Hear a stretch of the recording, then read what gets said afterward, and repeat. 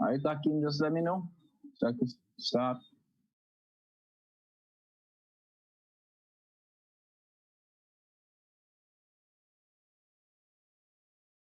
All right, so good night to everyone and welcome again to another session to JBLFC Read the Game.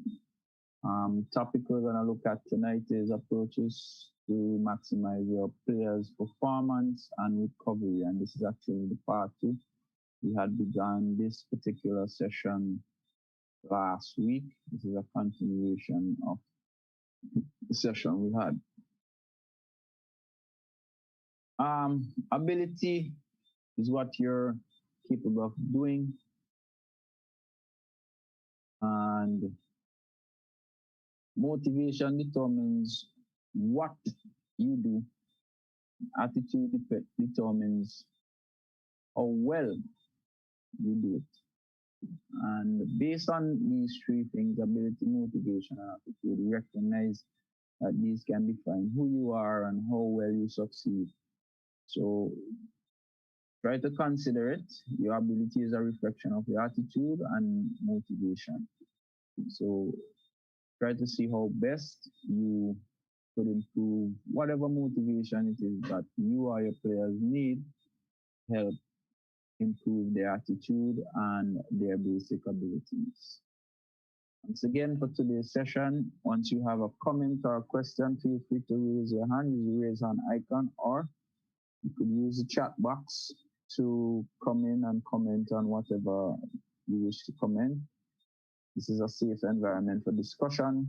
Feel free to teach us what you know, as we would try our best to share knowledge with you.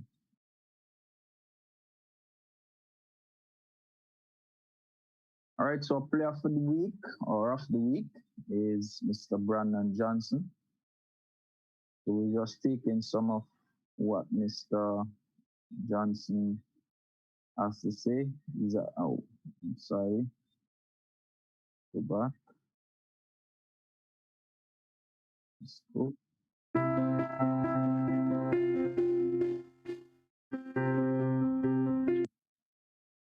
Hola, my name is Brandon Johnson from St. Vincent and I'm 21 years old.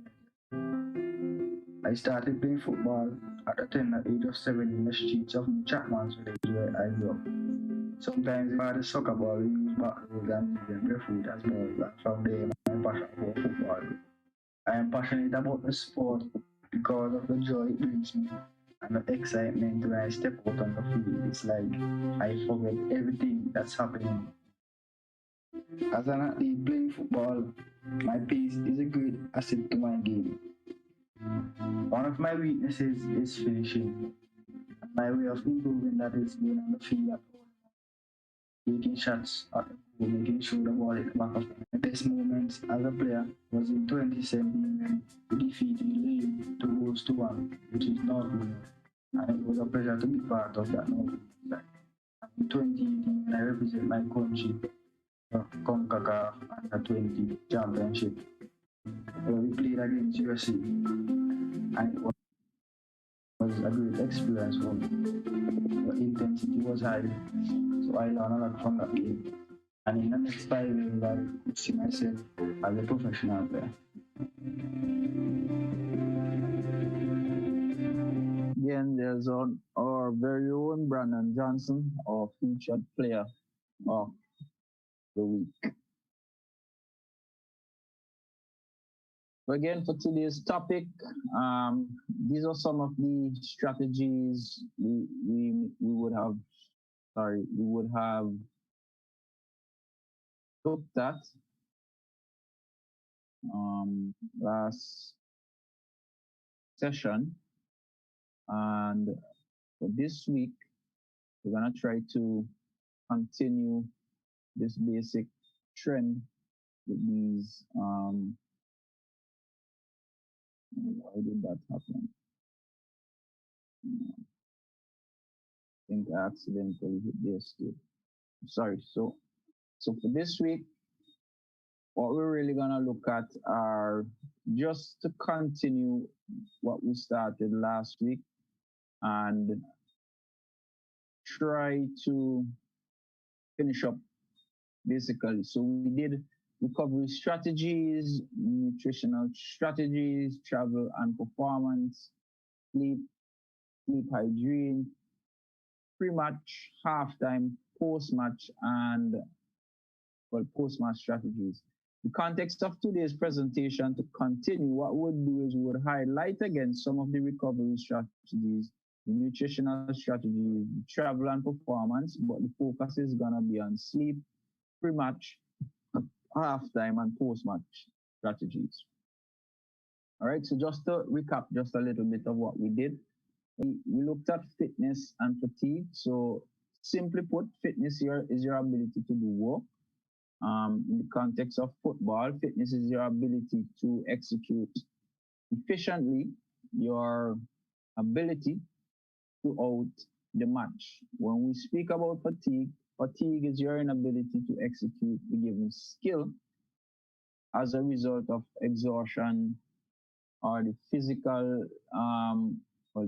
exhaustion you had to perform during a game. So fatigue, we consider this as being tired. So when we look at these two elements, we have to consider what is preparedness. So in this context, preparedness, if we have a game that is 90 minutes, it's how well can we perform for the 90 minutes? Are we efficient enough to get through this 90 minutes without being fatigued? What is our level of fitness? How do we prepare for that?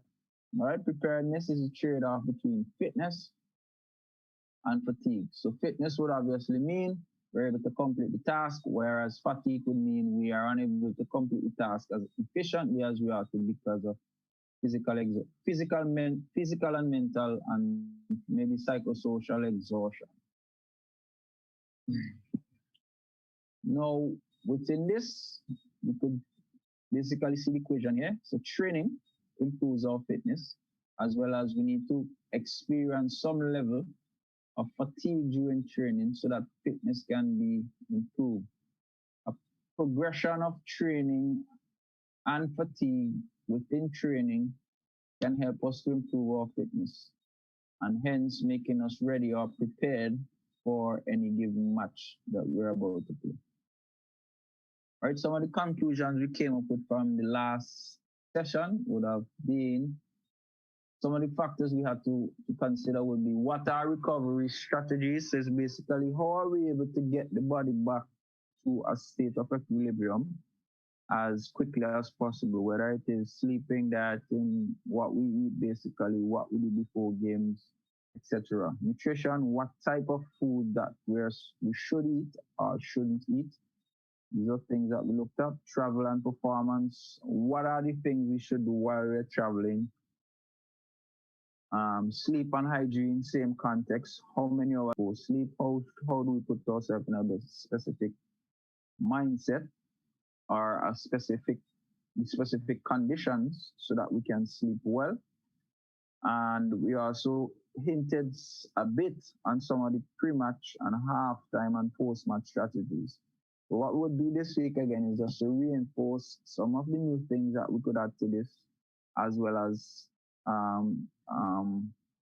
bring in some new stuff. So reinforce what we did and also introduce some new stuff. So some of the specifics we also looked at was dehydration, which would mean where we would have lost in too much fluids or waters from the body as a result of physical activity. Dehydration obviously would mean that the body function as well as it should. So we should consider to try to hydrate ourselves as much as possible before the game and during the game as well. train, there's glycogen depletion, which is basically a reduction in our energy stores. So obviously, we need to replenish or store up a lot of these glycogen sources, such as carbohydrates. It could be rice, macaroni, or pasta, as we would say, ground provision, that kind of stuff. Muscle damage, we also need to recognize that while we're in training or even a game, that the muscle gets damaged. And as a result, we need to load the muscle, and it's not in the context of the team, but rather the individual. Each individual should be considered specifically.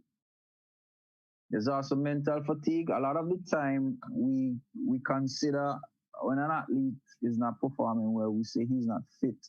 And the context we use is endurance, speed, balance, the physical side of it. But also there can be some mental fatigue, which in turn would influence the physical side. Continually having to make a lot of decisions can tire an individual or player. So, for example, playing against a weak opponent, a player may run a lot, but may not have to make a lot of decisions during this game, which would mean that they would not be mentally fatigued. Similarly, they may play another game with a very good team who runs a lot off the ball, makes the team think a lot, and the players having to use the mental capacity a lot. This results in mental fatigue, which in turn may cause the physical side of the game to drop off for this particular individual. Nutrition again is always important. Cold water immersion, we also recognize that this could be a source of recovery after hard sessions. We had quite a debate based on that. Some of the viewpoints that came out were basically some persons were for it while others weren't for it. Some persons considered warm therapy more practical for them and their particular situation, while others felt that the cold therapy would have been functioning for them for over a period of time and they consider it to be working. We recognize that one of the key elements for recovery is obviously sleep and the length of sleep as well as what time of the day we sleep. Active recovery and stretching, we also looked at this in terms of when it could be done and when it should be done, but all of this will be based on the coach or the trainer. So, for example, some trainers recommend that after the game, the day after the game should be complete rest, while others would say the day after you need to have active recovery and stretching. So it depends on the philosophy, but both of which are considering the fact that if you for example, one school would say the one that says you need to recover the day after would say is to get rid of the lactic acid and all the other byproducts that may have stored up in the body. Whereas the other side of it would say it's time for the body to just relax, allow the person to recover mentally as well as physically and emotionally, and then begin to work the process again. We also looked at compression clothing and different material or stuff that you could use as a means of compression. We recognize that the compression helped in terms of circulation as well as keeping the muscles compact and maintaining the heat within the body, which in turn could help recovery. Massage again was another element that we looked at. The context that we recognize that massage could be used to move the blood around the body or improve circulation as well as move lactic acid from given areas, as well as relax the muscles so that they could take up nutrients and oxygen a lot easier. These are some of the things that we looked at last session. And lastly, we looked at electrical stimulation, which again has a similar impact as the massage. So these were some of the things we considered when we looked at how we can improve the performance of our players while they were traveling or if they had a game. All right, so for today, we're going to start off with the nutritional recommendation. What are some of the recommendations that we had? So, and these will be in consideration in terms of travel. So, when we're traveling, what should we look at in terms of nutrition? What are the things we should consider? So if we're flying, obviously the dry cabin air results in dehydration.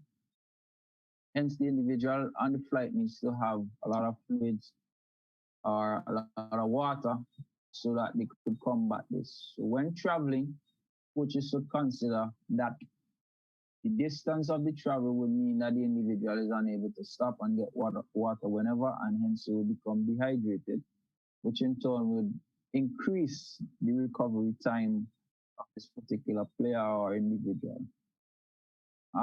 To adjust circadian rhythm to the destination time zone until arrivals, which should coincide with the destination aid in circadian phase advance or delay. So just to recap, we looked at circadian rhythm last week. I'll do just a recap on what it is. It's basically the body is programmed based on how you treat your body. Your body is basically programmed for specific things. So for example, when you should sleep, when you should eat, when you should relax, the body has a specific pattern that you have put it through. So if you don't have a watch, you could usually guess when your stomach feels as if you're hungry what time it is.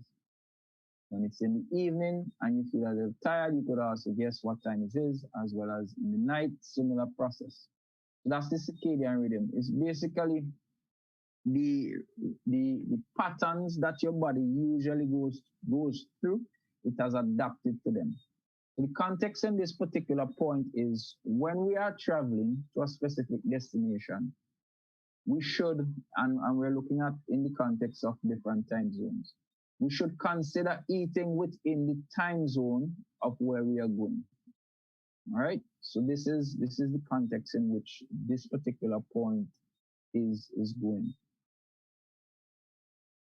No consumption of local water, ice cubes, including brushing teeth and wash products. Now, this would be more for persons who can afford it, but if you can avoid doing this, it would be great.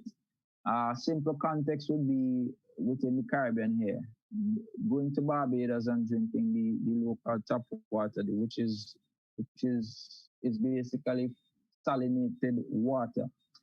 This can have adverse effects on the players, and which in turn may cause illness or maybe cause them to underperform as a result of feeling sick. So that's a consideration to take. COVID has brought in a lot of hand washing and sanitizing. This is another context that we need to use when we are traveling and considering nutrition and how we function during the times that we're going to eat. Again, this is to avoid your players getting sick or being placed in any compromising positions. Minimize caffeine consumption, but it impacts the wakefulness and interferes with the circadian rhythm adjustment. So the context of this, when you avoid the caffeine, it means that you will be able to sleep a lot better. And this is especially when you are traveling into a new time zone. Caffeine actually keeps you alert, and maybe you are traveling to a location where by the time you get there, it will be your bedtime. But because you would have taken in caffeine, it would mean that your sleep time will be delayed, which in time would delay your recovery, and your performance in turn will decrease. Caffeine ingestion causes melatonin rhythm. So this is just to reinforce what we just said a while ago. Any questions, any comments before continue? I would add tea to that. Mm-hmm. Yeah. Tea is decaffeinated, not just like some coffee is, but some people won't think of that. And I know for sure that this is what you're talking about is something I have to be very attentive to, because I notice after, say, like 2 in the afternoon, maybe sometimes even 1 or 12, if I drink any coffee, which I don't usually, but after that time, it will affect my sleep. That's for sure. So it is very important. Yes, it is. So along with that, it also causes dehydration. So it's another context that we also need to consider. Coca-Cola and I think it's Pepsi. Players should avoid these for these said reasons. The dehydration and the fact that it affects your circadian rhythm. All right.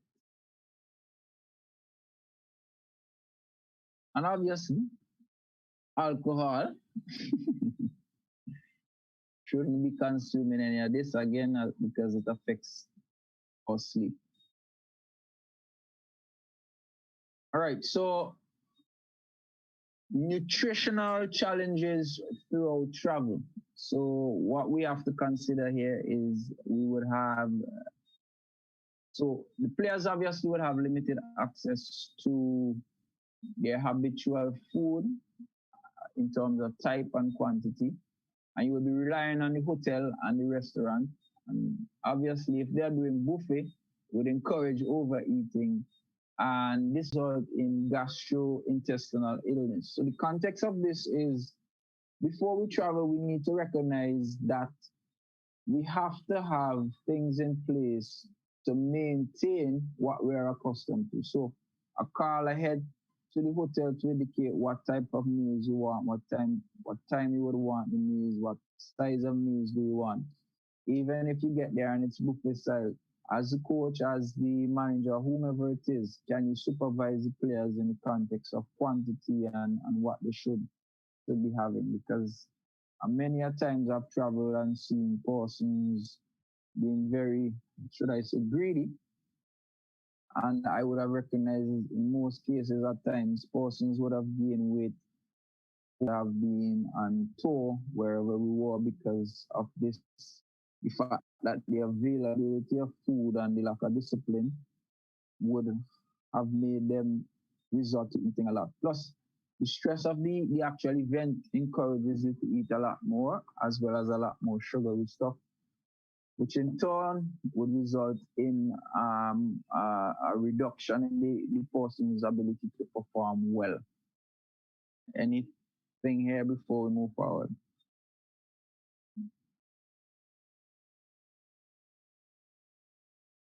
All right, good. So clothing, exercise, and other behavioral changes. Simple stretch and mild isometric exercises, and this should be done during flight or during our drive. Drive is a very long one. This could help in terms of our circulation and other. It would obviously reduce thrombosis, which would be increased circulation and reduce stiffness within our players. On arrival to the final destination, perform exercises early in the morning when the body temperature is lowest to benefit the second circadian phase delay versus evening to gain the advanced phase. So once we start in the morning, we start preparing the body so that it could relax later on in the night. If we delay this process, it means that we're gonna extend the time at which we want to eat, we want to sleep. So we sleep a little later, we try to eat a little later because the circadian rhythm would have to adjust as a result. But in doing these stretches and exercises in the morning, basically what would say activate the body, we start getting our circadian rhythm back in action as normal so that we could perform to the best of their ability. Use compression garment to reduce risk of blood pooling and venous thrombolytium,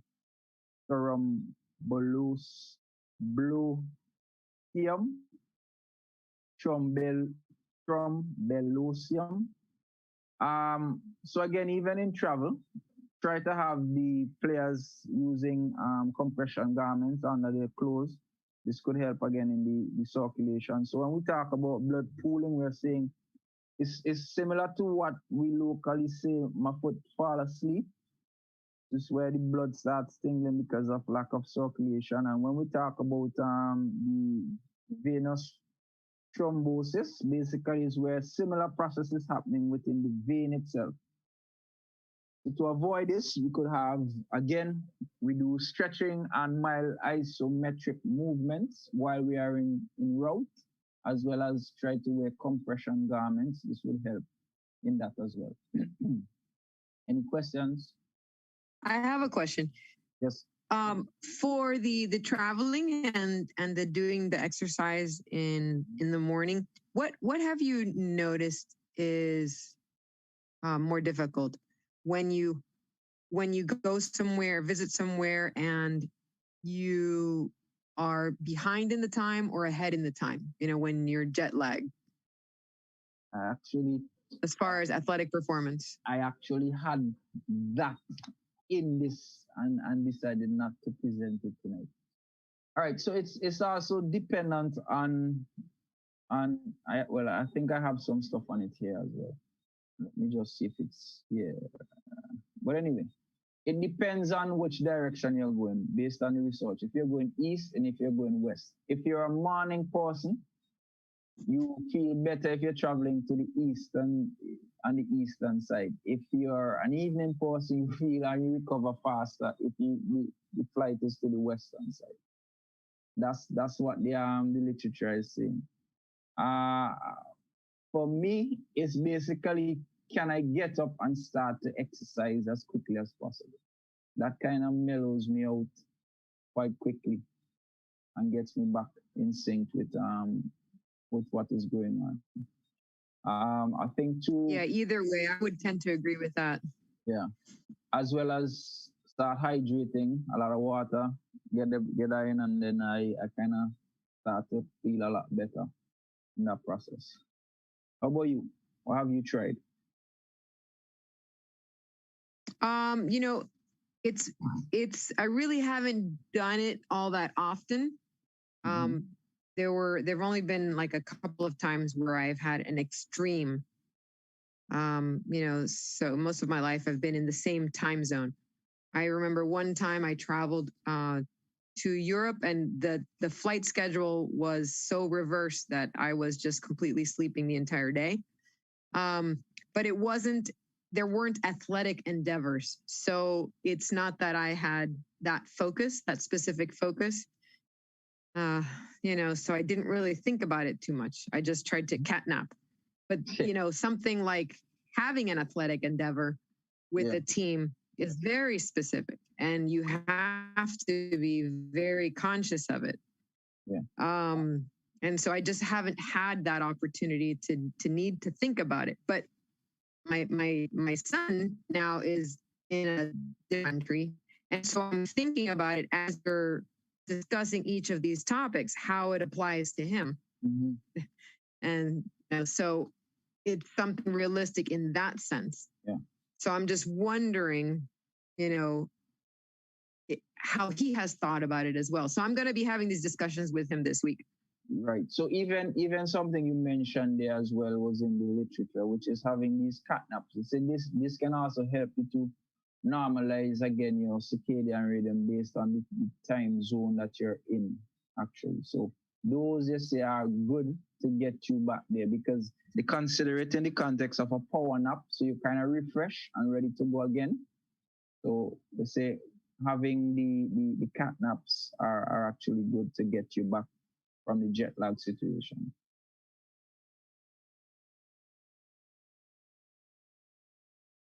All right, so impact of sleep deprivation on performance.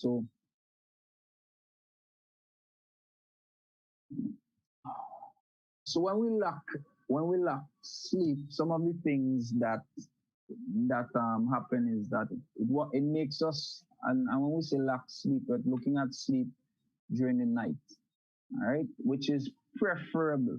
Sleeping at night is best because of the temperatures at night, as well as the lighting, as well as the humidity that generally is around the night time. It is recommended to sleep at night. Now, what happens as a result is that you tend to want to sleep during the day and you're a lot more restless, and it affects your circadian rhythm. It gives you a depressed mood, it makes you get into insomnia, and it reduces the mental performance. So we can see what a lack of sleep will do based on this and in your performance. All right. And this may be associated, just like what we were speaking about, maybe associated with jet lag. So it affects your ability to sleep during the night. So while you may have lost sleep this night, it will affect the way you sleep the following night because during the day, the state you would put yourself into. So trans longitudinal travel has lesser impact on the circadian rhythm, but cause provision in travel overnight. So this is the same context we were looking at. So while in travel, try to at least stay within what you're accustomed to sleep when you're supposed to sleep. Do your stretching, do your movements so that it doesn't affect you as much. It also has some links with performance decrements. So in terms of that, what we would see happening is a reduction in cognitive function as well as motivational levels. So it takes us back to the same context at the top. So if we are traveling for a long period of time, whether it's flight or bus, once we are going, it will affect our circadian rhythm. And once we're not sleeping during the night, obviously we're gonna wanna sleep during the day, which in turn causes a depressed mood, insomnia, reduced mental performance, and which in turn would affect our physical performance, our mental, our cognitive function, as well as our motivational levels to want to perform. How many of us know persons who don't sleep very well and during the day they are very hard to deal with? This is the same context. They are always moody, they always have some issue, they always seem stressed, they lack the motivation. So sleep is one of the causes or lack thereof of why these persons are in this given mood. Again, so lack of sleep again would cause blood glucose reduction well, it will be affected. So obviously, if your blood glucose is affected, which in turn means your sugar level, so your ability to produce energy to function well, this would mean the person's performance would reduce. It could also affect your body weight as a result. So once your glucose levels are unstable, you want to eat a lot or you want to eat a lot less, which in turn would have your body weight fluctuating. As a result, your circadian rhythm would also again be affected. And the dip that we usually have just after lunch is as a result of all of this circadian rhythm. So it could be the fact that we have low blood sugar. It could be that we may have eaten too much. And it could be that we're in a depressive state, all of which may have resulted from not having a good enough sleep. All right, so circadian driven boost in alertness, and this is something you have to consider as coaches and when we do our sessions. Circadian driven boost in alertness and performance occur in the afternoon and early evening hours. So between hours 1700 and 2000 hours. So around that time between 5 and 8, we need to recognize that around that time we are at our most alert. So if we want to have meetings, if we want to have particular sessions, try to have them around that given time. Performance peaks would be similarly around that time as well. So just something to consider if we want to train or whatever we want to do. That we are most alert and our athletic performance are usually at the best around this given time. What are some of the coping strategies as a result that we have to travel? If length of stay is less than 3 days, it is recommended to maintain behavioral patterns that are the same as the original home time. So if you know you're not, if even if it's a short trip, try to stick within your time frame and not necessarily where you're going. If it lasts for more than that, try to adjust or adapt yourself to the given time that you're particularly in. Allow allow a day per time zone before competition for resynchronization of the internal body clock. So when you're traveling, try to reach there so that you have at least a day before to get your body to catch up to speed with whatever performance you are about to participate in. Fluorescence and blue light can be used to effectively used to suppress melatonin. So what this means is melatonin is basically one of the chemicals that helps us or stops us from sleeping. If we use fluorescent light or blue light when we are sleeping, or let's say it's during the day, we could get the room as dark as possible. This could also help us to get that sense of sleep, which is very comforting and help us to recover and rejuvenate. Morning type, here it is, Vicky. Morning type people are less affected flying eastward, and evening type people have less difficulty flying westward. So something just to consider if it comes up. This is just a part of the literature that I was exposed to. No. Thank you. That's interesting. Yeah.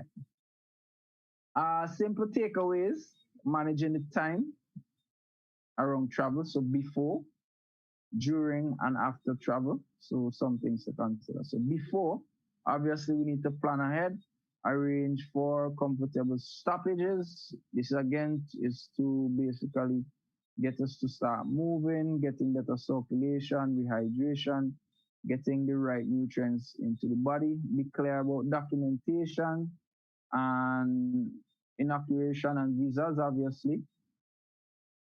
The Once we have all of these things in place, it would mean obviously the process of immigration is a lot quicker. Hence, you could get the players, get yourself into the hotel or wherever you're going so that you can begin your recovery process. All right. Make arrangement for activity at your make arrangement for activity at your destination. So before we travel, we must have all of these things in place. Plan ahead. What am I gonna do on this day, this hour? When are we gonna eat? And again, we base it on the time frame on which we operate. So if you're gonna stay for less than 3 days, even if 12 o'clock in your time is 3 at their time, try to have your players eat around a similar time unless it's close to the game. And you have to balance that particular effect. So for example, if the game is at 3, but usually 3 would be 12 o'clock for you. Obviously you gotta eat 3 hours before the game. It's how you could take this into context to prepare your players for this particular switch.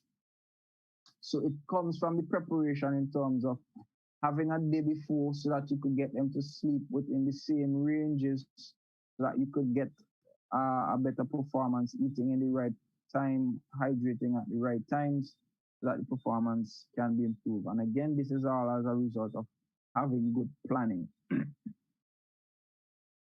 During travel, obviously take snacks, apples, oranges, berries to eat, drink plenty of water or fruit juice, avoid tea, coffee, and alcohol.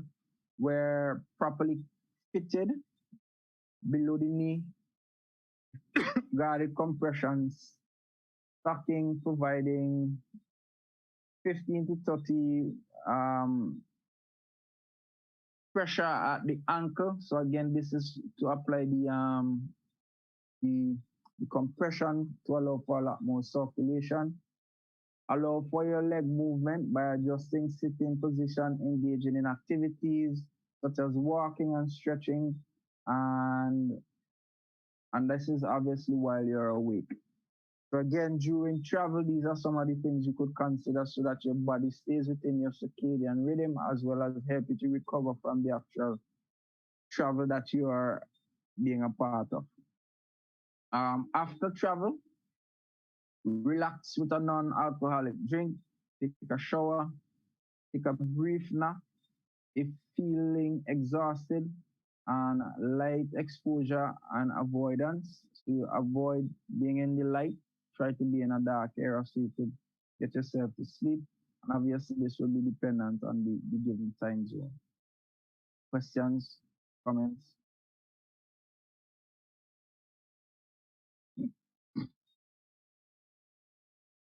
No? So we can move forward again. All right, so now we're going to look at how to maximize the performance, and we're looking at it in terms of pre-match, halftime, post-match, and we're looking at the strategies that we can basically use while we're traveling or in whatever context that we're using, whether it's across different time zones or it's within the country, but it's for a long period of time. What are the strategies that we can use? So pre-match must have a comprehensive warm-up, video footage of players' success, positive coaching feedback increases testosterone and decreases response, which is in turn would mean that the individual would be in a good state during this particular competition. If you look at what rest is being said here is try to have them in a relaxed, positive state of mind during the game, before the game. This would obviously help them in terms of the motivation and attitudes that they have in order to bring out the specific abilities that they're having. Too often I've found experience coaches barking out a lot of instructions and even criticizing the players and putting them in uncomfortable positions or in bad moods just before, which in turn would reduce their ability to perform well. So again, try to remember, have a good warm-up, talk to them about positive times that you would have had. And obviously, if you had trained the way you ought to, it means that you're not going to give a lot of tactical instructions. It will be clear and simple based on what you're going to do. Reconditioning strategies after the warm-up period. Muscle and core temperature drops. To offset this, use passive heat maintenance, and this usually occurs a lot with me. If my temperature falls, if I stop warming up or doing any particular activity, my temperature drops quite quickly. So it is quite desirable to have right clothing for your players after warm up to keep them in that kind of warm condition so that they're able to perform. Similarly, it may be the inverse. Some persons need to get cool, and we'll see a particular context of that as we move forward. So again, we need to have the athletes staying warm so that they're prepared for the actual activity. If they're too cold, they're unable to be there, they're unable to perform immediately.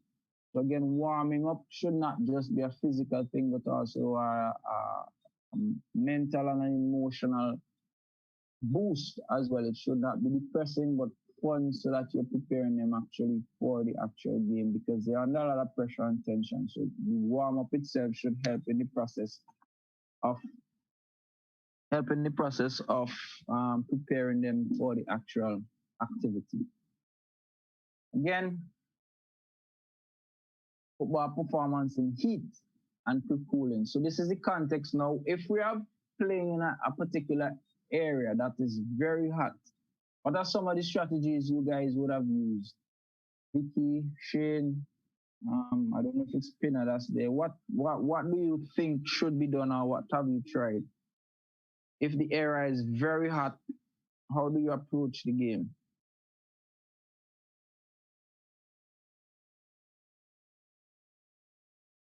Well, for me, lots of hydration. Definitely lots of hydration. Here in Florida, we have high humidity, and now they actually, for youth, they break a couple of different times during the game in addition to the halftime. So if it's above a certain type of humidity, there's a chart, heat, humidity. So that makes a difference. In the older ones, they do as well, but not as much. So it depends on the age as well. Electrolytes. So not just water, but if you need some electrolytes. And then for cooling, you can also have, I always suggest to have coolers with ice and water towels so that they can apply them to the back of the neck or the wrist, the front, the wrist to help cool down the blood while it's circulating. Sometimes on the head, you can have it on the head as well. Try to have some shade for them before, during, and after. During, it depends on what's available, at the field for, for your team, especially if you're in an away game.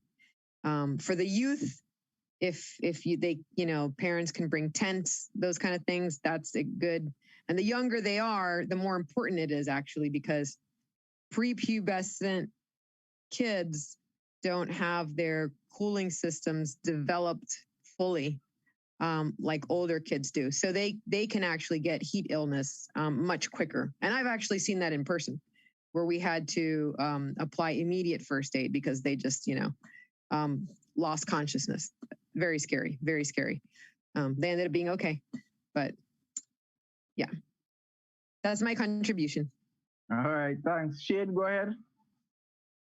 Similar to what Vicky said, the cooling, where you could probably put up a tent or prepare before the game, where you can even get like a little sprinkler, something to keep them cool then. And another important thing with the electrolytes and hydrating is the warm up and focusing on specific areas that might be prone to injury, especially in the increased heat. Because in the increased heat, you're going to get fatigued faster.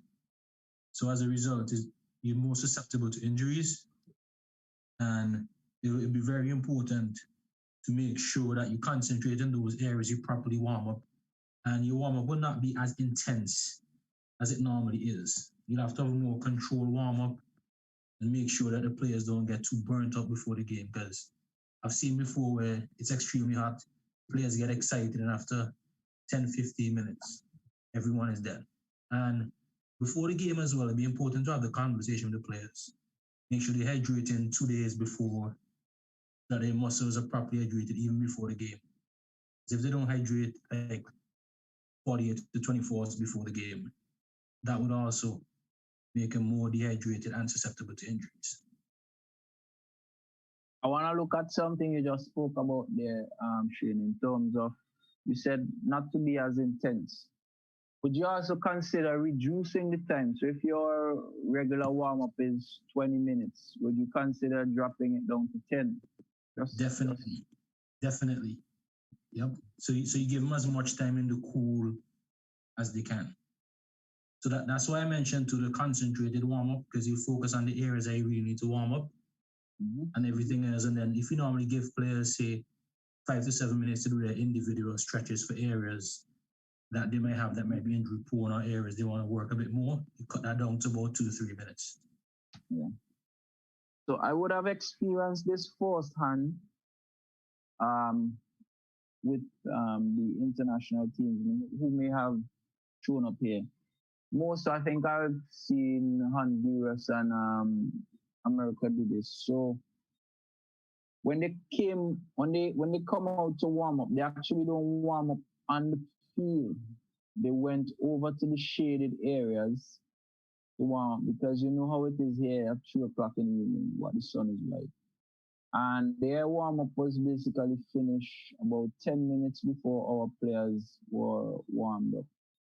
So I always saw that, and I did my own research on it, and I recognized what the context was. So even that particular context, that we consider we are from here, we are accustomed to the heat, but in essence, we may be overheating our own players and putting them in a situation where they're not going to perform well. So that's a good takeaway for us for tonight. So again, obviously, if the temperatures are very high, it would mean our body wants to cool down. As a result of wanting to cool down and drop the temperature, we're going to sweat a lot. We're going to lose a lot of fluid. We're going to lose a lot of electrolytes. should be able to get them back in as regularly as possible. Cooling, as you guys said, will be done by the same concepts that you would have explained. I also have a couple more here. So we could look at quick cooling. It's a method used to remove heat rapidly from the body immediately prior to exercise in thermal stress environment. This strategy can combat the effect of heat stress, including fatigue and enhanced performance. Cooling prior to exercise in heat increase body's ability to store.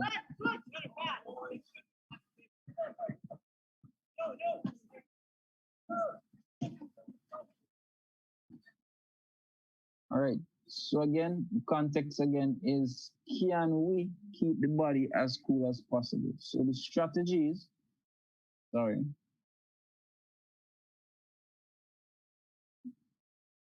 So again, the idea behind the cooling, as was mentioned, is can we extend the period at which the body gets to a critical core temperature, which is very hot, which causes us to decrease our ability to perform well. So what are the strategies we can actually use? So there are two strategies. So external, we could have them in a cold area, place in cold water, have cold garment, cold towel, ice bath, jacket. What I usually do is, and people used to look at me strange, is I used to bathe before I actually go onto the field. So that was basically to cool me down actually. Internal, we can have inhalation of cold air, ingestion of cold fluid or ice slurry. So those are just some things that we could consider to cool them down. I think Sardine uses popsicle as one of his means of cooling down his players. Or you could have a combination of both. What is most practical and most effective? So ice towel soaked in ice for 15 to 20 minutes. Ice slurry and slushy or crushed ice. This could also help in the same process. So you could eat those, or you could have them on your skin to cool you down. So these are just to reinforce what you guys would have mentioned earlier. Can also use ice slurry as a way to deliver fluid, but fluid not just in the context of water, but also carbohydrates and electrolytes. So this is another means that we can put in while we're trying to cool. We could also try to put back in some of the carbohydrates and electrolytes that we may have lost. All right, so here's an interesting one. I want to know if you guys have ever had a strategy at halftime, but here's one that is being proposed. I'm going to give you 2 minutes to look at it, and then we could start a discussion. So I'll give you a minute just to look at it first.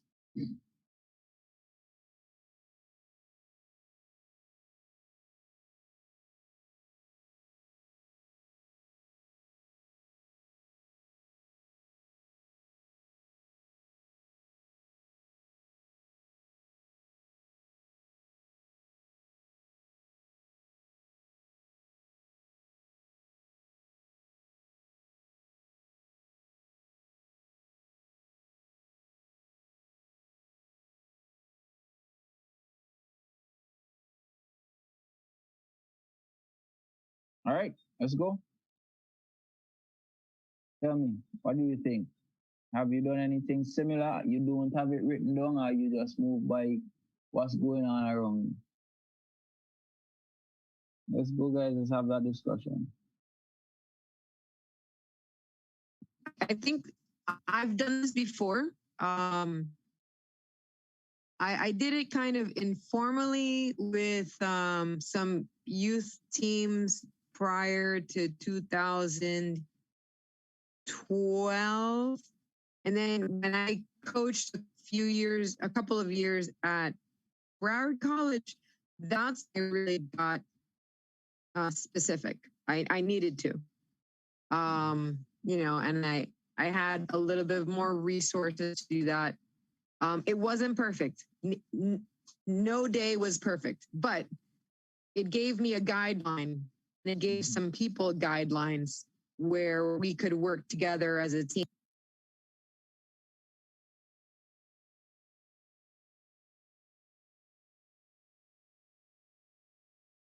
Yeah. All right. Anyone else? This particular context, what do you think? Shane, anything similar? Any ideas? What do you think? Does it bring anything to mind? Any particular context? I see I have Sammy just joining us. Do you have anything similar to this? What do you think?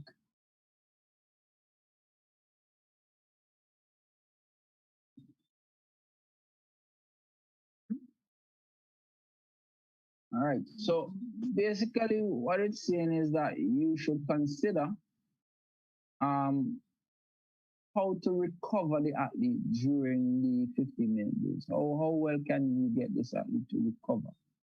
All right. So what we could recognize, and we could begin here with passive heat maintenance strategies. So as they would have left the field, the body temperature will start cooling. But how much do we want it to cool will be our issue.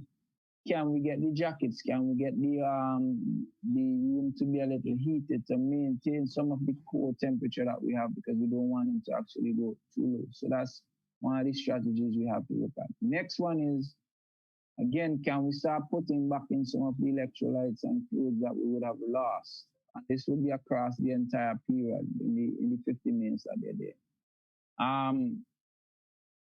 So again, we give them a 2 minutes to get inside, another 2 minutes to basically start themselves on what they need to do. After that is done, we try to have a short team talk. If you recognize the time for the talk, it's not the entire 15 minutes, but short. This is because obviously the ability to retain information is not as much. So can you be precise and specific on what you really want? You could also, this could be the point where you look at some tactics and show them basically and try to get some feedback. Then we start the process of getting back ready. So 6 minutes before we look at uniform, we try to get them to get a little bit of caffeine, chewing gum. Is to get the brain ready to be alert again, start to rewarm up again, get them ready. And this last one, carbohydrate mouth swelling. Has anybody ever heard of it or know what it is? Any ideas? No? Tell me. Yes, no? All right. So what this basically is where you are taking a sweet drink and you're not actually drinking it. You're goggling your mouth with it. Because once you start goggling your mouth or moving your mouth, your brain is prepared, or your stomach starts to prepare for something to come down, which in turn elicits internal actions. But in essence, you're not going to drink. You're only going to goggle your mouth and spit it out. So what it does, or what the research said it does, it has a similar effect as if you actually drink it. Instead, it creates or makes you more alert. So I don't know if you would have recognized or seen it being done a lot regularly by the professional players. They're not actually drinking whatever they're putting in their mouth. They goggle and they spit it out. So this is what they're actually doing here. And they're saying that this has helped the players to increase their alertness and preparedness to begin the second half and get through the second half. Interesting? Yes? No? What do you think?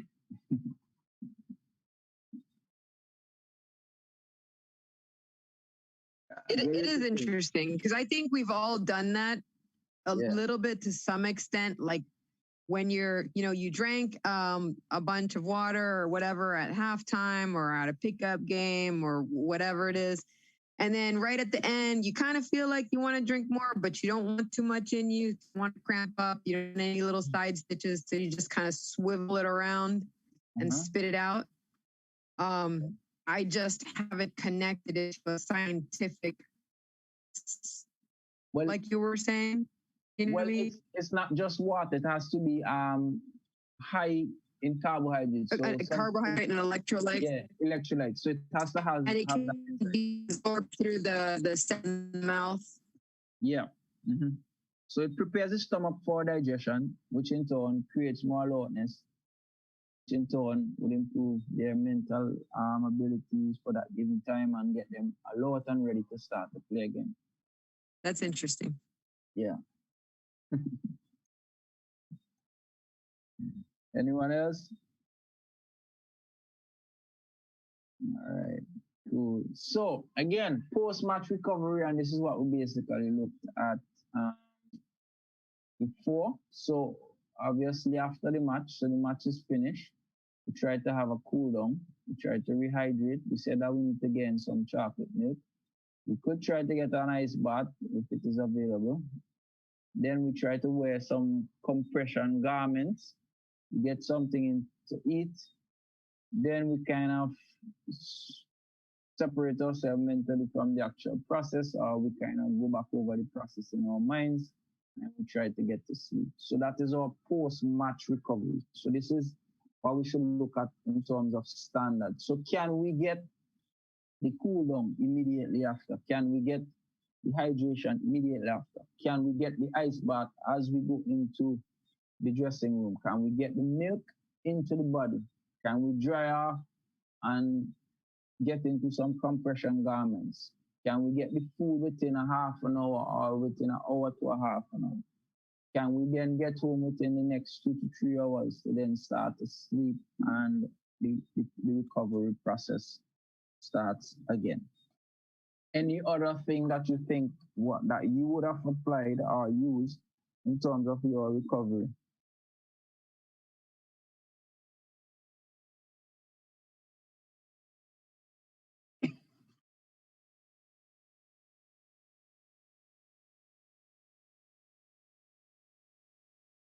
No? Right? So this is just the general idea, general context. And it's something that I have been trying to work on myself, but in terms of getting my players to do. But I think a lot more education needs to happen in terms of getting to get my players to understand what is required and what must be done. Maybe just the massage, like last week, I believe you mentioned like massaging the feet when you're taking care of the feet. Yeah. That's, maybe just some gentle massage, because right, you're mentioning specifically how the fibers in the muscles tear, and part of you have to be careful with that, with type of stretching that you do and cool down and so on and so forth. But some gentle massage does feel good. Yeah. I know it's good for you a little bit. Yeah. All right. Very good. So again, post-match recommendation: no alcohol, no caffeine, or high protein foods,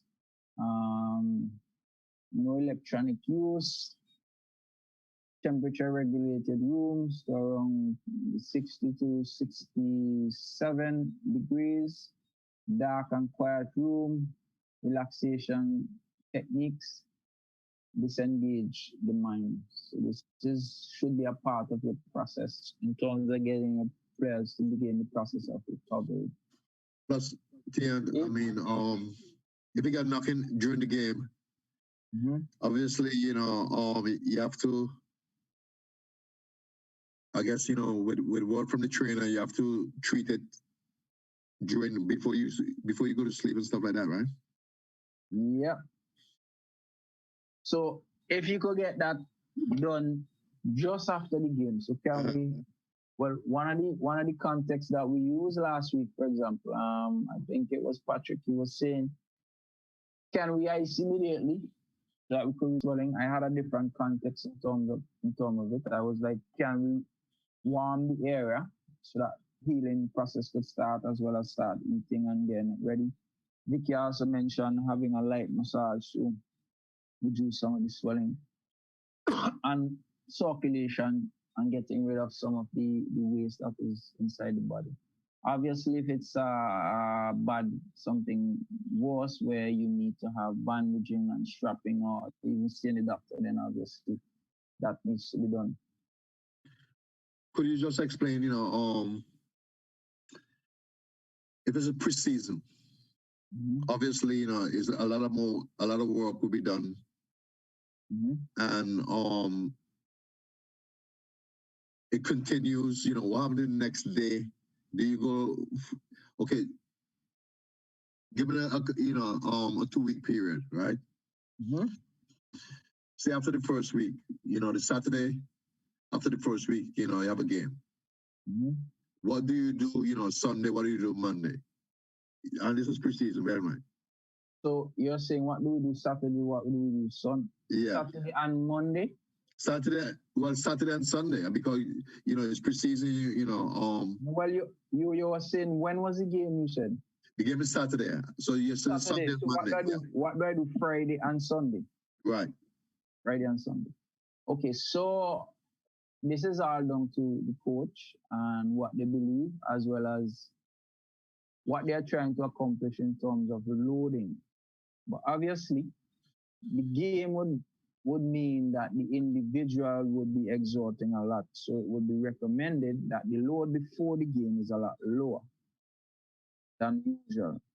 All right. So because if it's high before the game, it means the body would not be able to recover so that it could perform at its highest. It's usually recommended that you start slowing down about 72 hours, 48 hours before the game. Start slowing down and reducing the load so that the body could start to recover, so that it could perform well. Similarly, the day after again is dependent on the coach. So some persons believe that you need to do activation the day after, which is you have them do some light agility work, stretching, mobility exercises. Whereas other coaches and other philosophies believe that the day after you need to have complete rest so the body can recover and perform. So with all that being said, my context and my belief is this. The body doesn't get fit by constantly working it. It gets a chance to rest and recover. So as you rest and recover and the body heals, it gets stronger and you're able to perform better. So before the game, if let's say you say the game is Saturday, by Wednesday I have a very hard session. Thursday I'm tapering down. Friday is a lot less again. So that for the game, it's the game and Wednesday, the loading would be similar. All right, so that's my context of it. The day after, obviously, for me would be dependent on the game itself. If the game itself is not as hard as I think it would have been, I would do some activation. If it was a very hard game, I'm gonna give complete rest. That's my context. This is some of my friends there, man. Well, college up here is different, in terms of, you have 2 weeks before the season. So you have 2 weeks to get your team ready for the season, right? And I see some guys go for four sessions a day. 4 sessions, which I think is crazy. What type of session? Well, I mean, obviously, fitness in the morning, right? Morning hours fitness, And I don't know. I used to ask those guys from LIU, and what I really see from that, I mean, usually, in the second week, they have, 4 or 5 injuries. You understand? Yeah. And in the meantime, I like to take it easy going in. Sometimes I might have, instead of having 2 a day, I have 1 3-hour session. You understand? And let them guys get the rest. So if we do it from 7 till 10, they have enough time to rest and probably recover for the next day. 3 hours. Yeah. How can you have a 3-hour? What's that? How do you have a 3-hour session? That's what she was asking. Yeah, man. Yeah. Yeah, 3-hour session. These are big boys, Right. So looking at that, so again, your number session, the loader session could also be reflected by the particular athletes you're dealing with in terms of the training age and their level of development. Again, loading is specific to each individual and not necessarily to the generalized group. You try to force, you want to get them into training, so they start training, and then you want to do some testing. What your testing is going to do is going to give you an idea of where they are physically.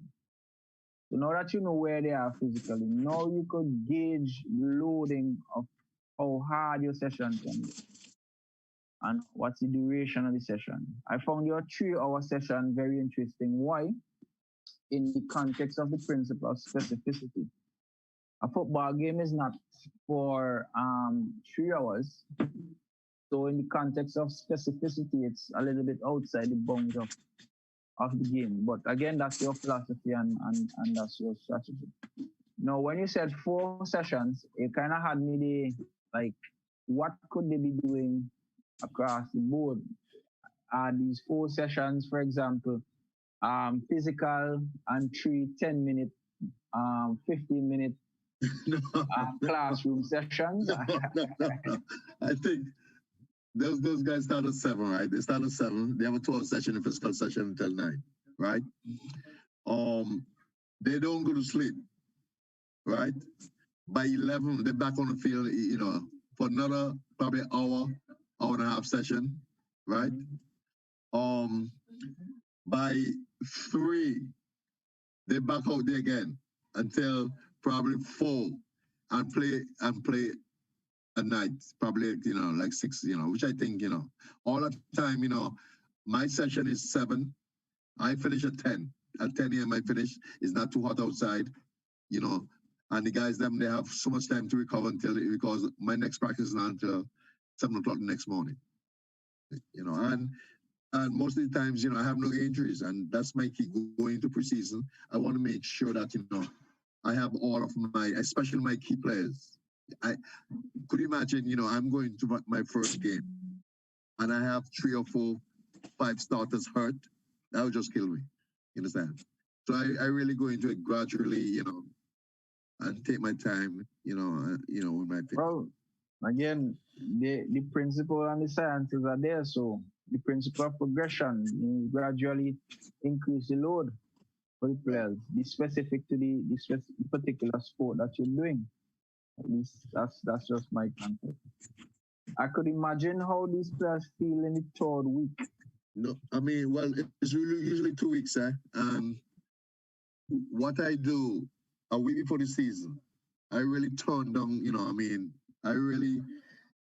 the amount of time we spend on the field now, just to get ready, for that opening game. And usually, you make your own schedule, right? So you can schedule your games then. Could be easy, or you go to a tournament, which is Friday, Sunday, and make sure that you can win, obviously, you want to win a couple of those games early. As I mentioned before, in previous Zoom sessions, it's very important, especially for me, really. It takes my team at least 8 games before they really understand the system of play, right?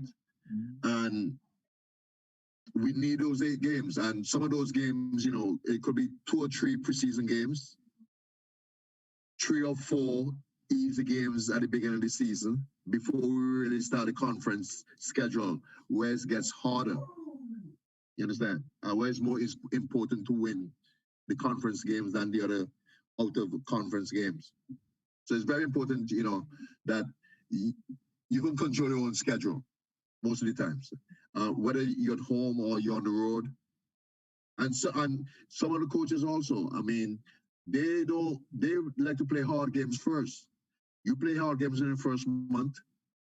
So when you reach the conference games now, it becomes kind of easier for them, so to speak. But I like the other way. I like to start with easy games and just build my way up and get some confidence in how we play.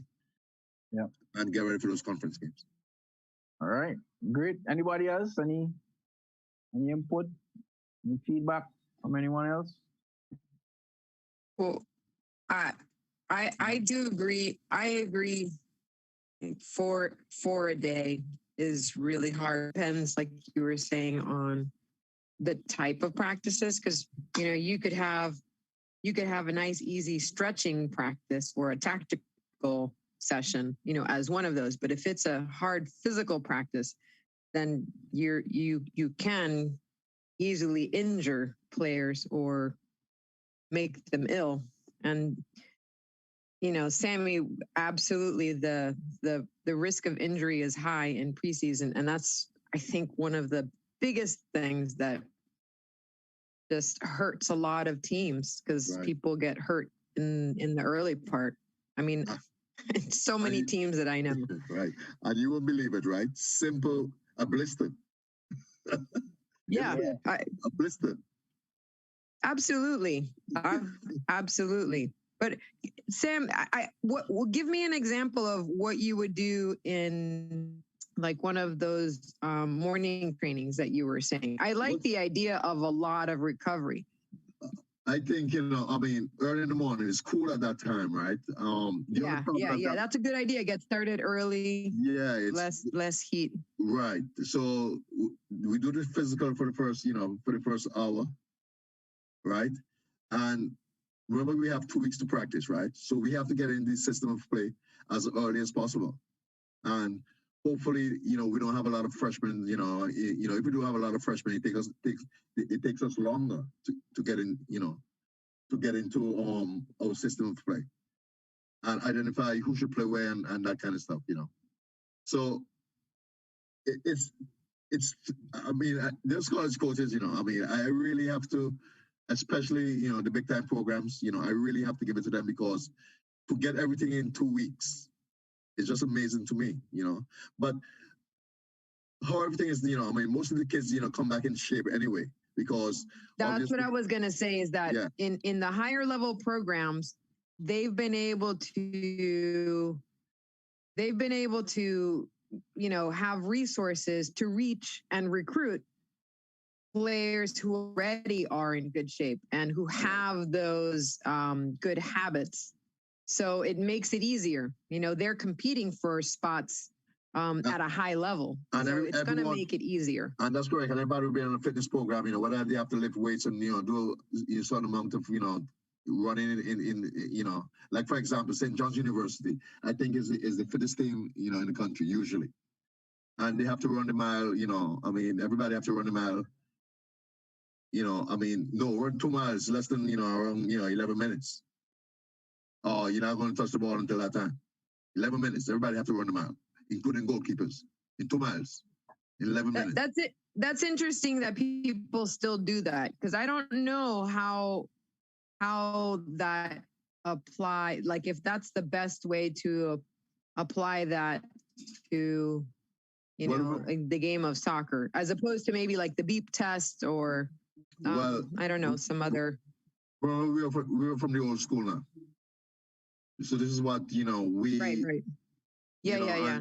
And I think when I see St. John's, let me tell you something, man. When I see St. John's play, it's just the fittest team that, exists out there.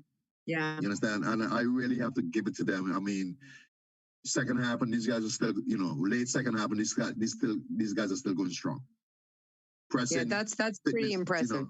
Yeah, I mean, I must say, Having very fit teams is very important. Yeah, especially, really important. And I think, honestly, I mean, and, I mean, more listening, fitness is important, man.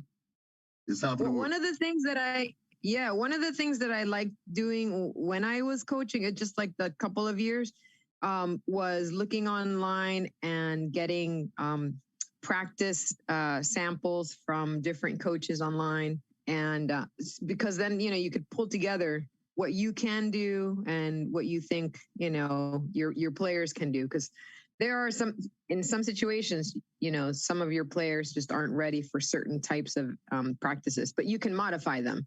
That way they can, start to learn. And that's interesting because you kind of have to tweak things. But I loved looking online and, like copying, some of the practices and warm-ups and preseason routines from D1 schools, because sometimes they'd have them on there, and that's a great resource. Right. Yeah. Cool. All right. Good discussion there.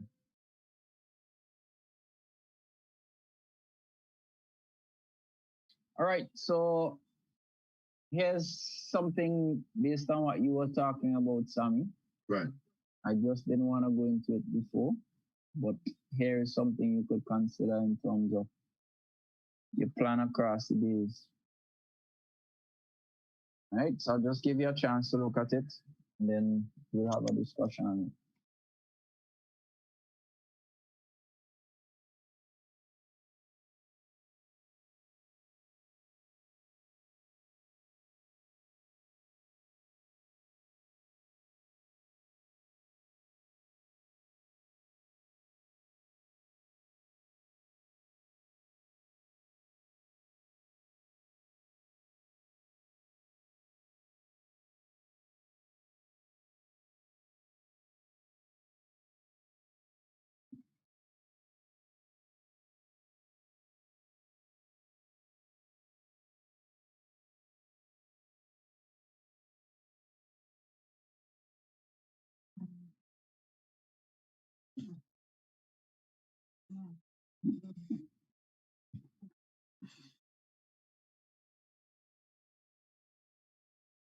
All right. So what this is basically trying to bring across is how do we recover across the different phases, or how do we train across the different phases? So we're looking at like we were saying, general preparation. We could also look at specific preparation or pre-competition, the main competition, playoffs or finals, and the transition to off season, and to get us back again, ready again. So when we look at training in the general preparation, we're looking at aerobic conditioning, resistance training, team-based activities supported by individual session. Many include specialized training, whether it is altitude or heat adaptation. So in this particular period, your recovery should look like may involve withholding recovery to maximize adaptation. Cold water immersion may be avoided after resistance training. So while we may be trying to have them recover, we need to have them in an adaptation phase so the overload may be consistent. So this may be similar to what you were mentioning where you were having 4 sessions a week, a day, sorry, but this for me would be way too much. The recovery process would not be as extensive as if it were in the other phases. Why? Because we want the body to adapt a lot quicker. When we get too closer to the season, we start having more match play, sport specific, technical and tactical training, increasing recovery between training sessions and preparation for specific training session. Recovery following preseason matches. So what should we do in preseason matches? Just as you were mentioning, we have active recovery, cold water immersion, contrast water therapy. So it should be cool and hot water therapy, massage, compression garments.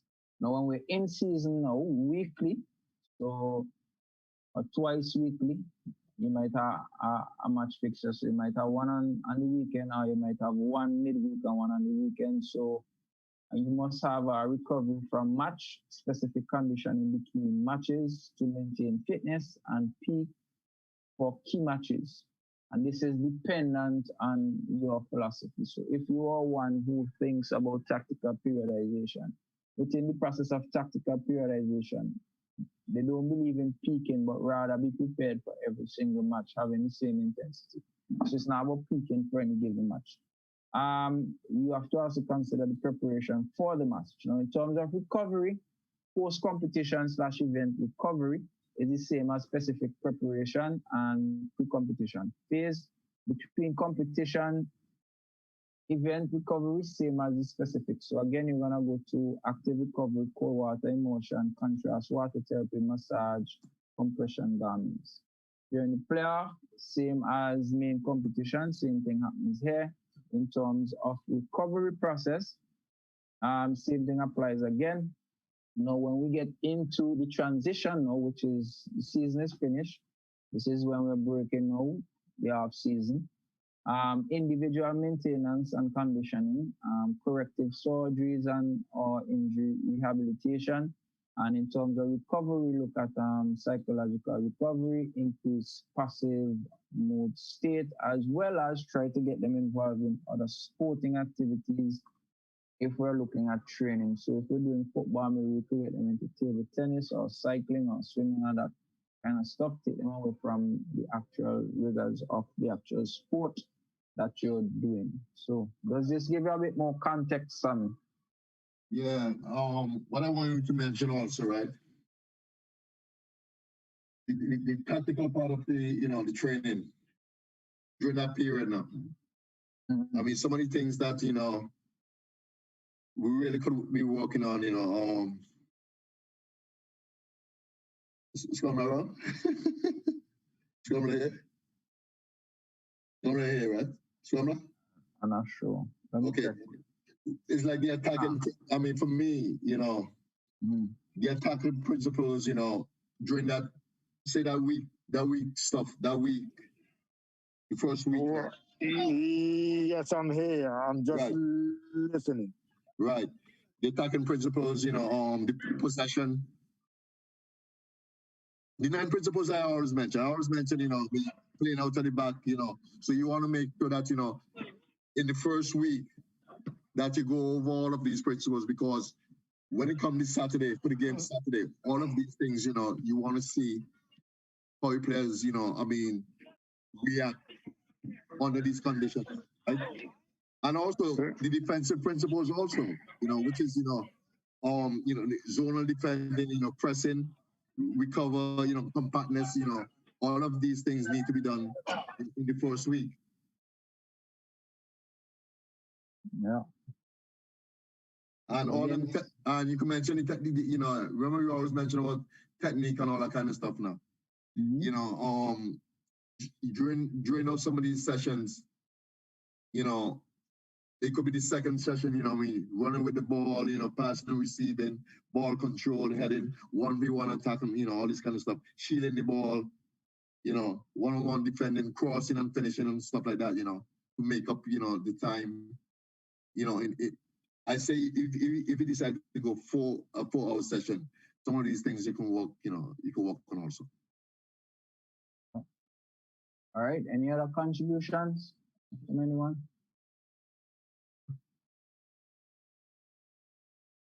You can hear me?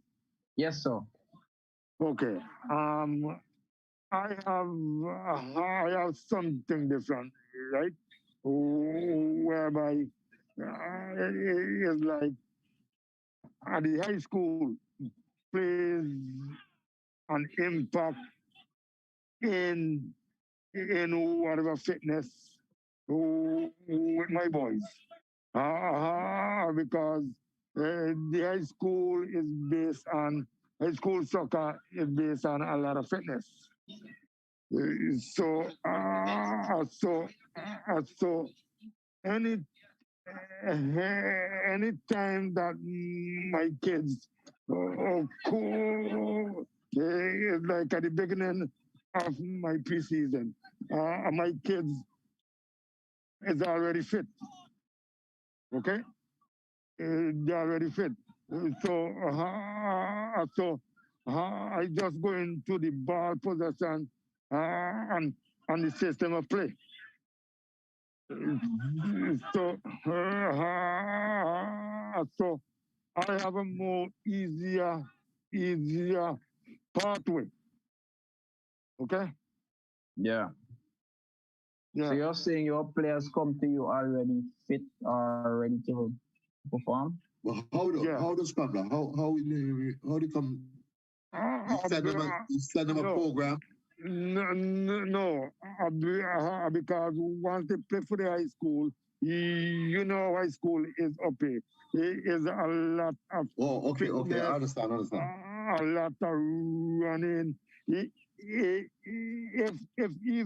even you don't, you on the bench. In practice, is a lot of running.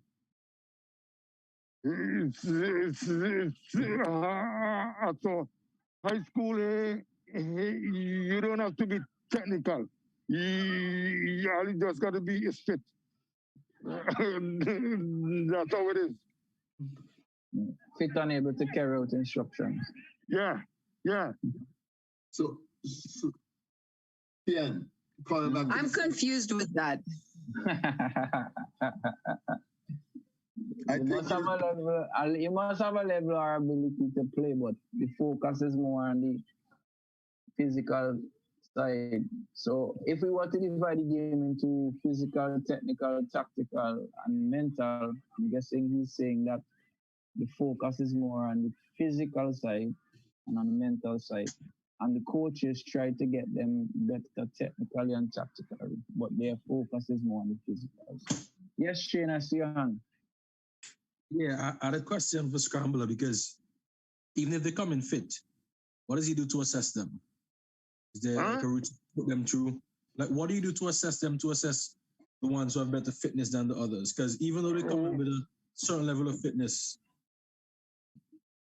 what techniques do you use?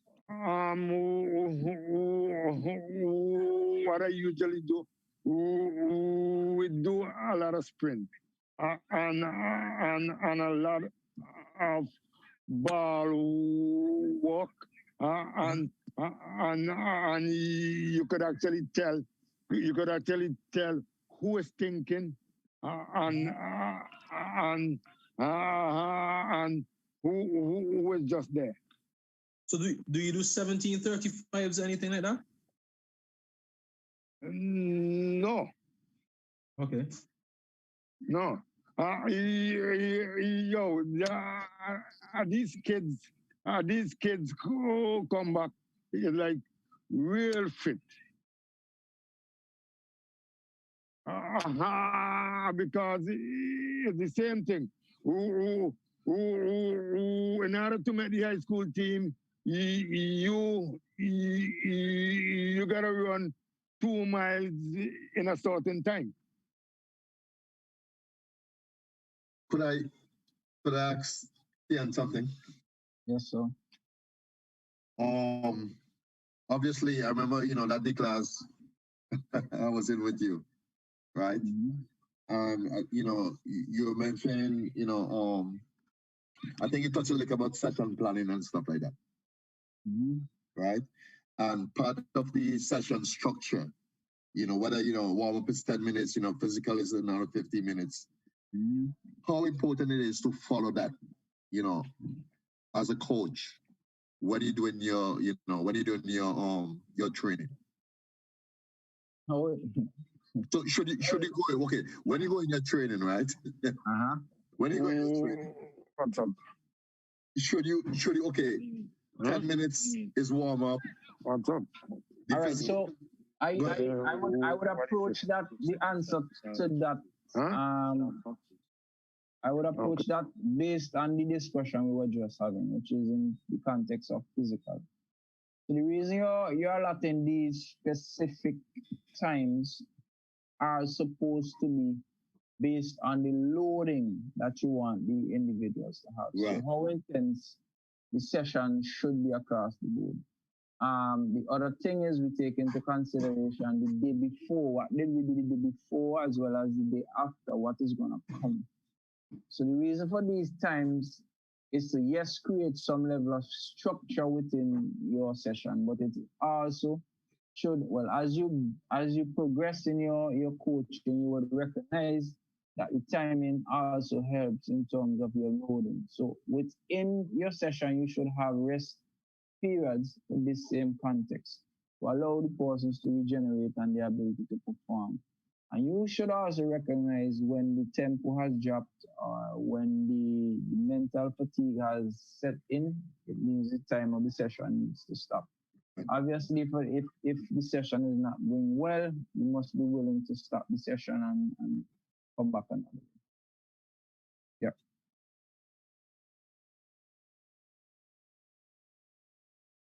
Yes, Sam. That's me. Okay.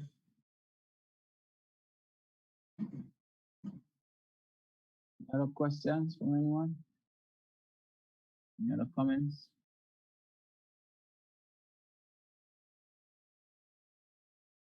I did want to add it was more it was more of a continuation with the high school. So Alexander, where you are, the arena you're in means that it's that the high schools that the high school soccer teams and players and coaches tend to focus more on fitness rather than technique. Is that what you're saying?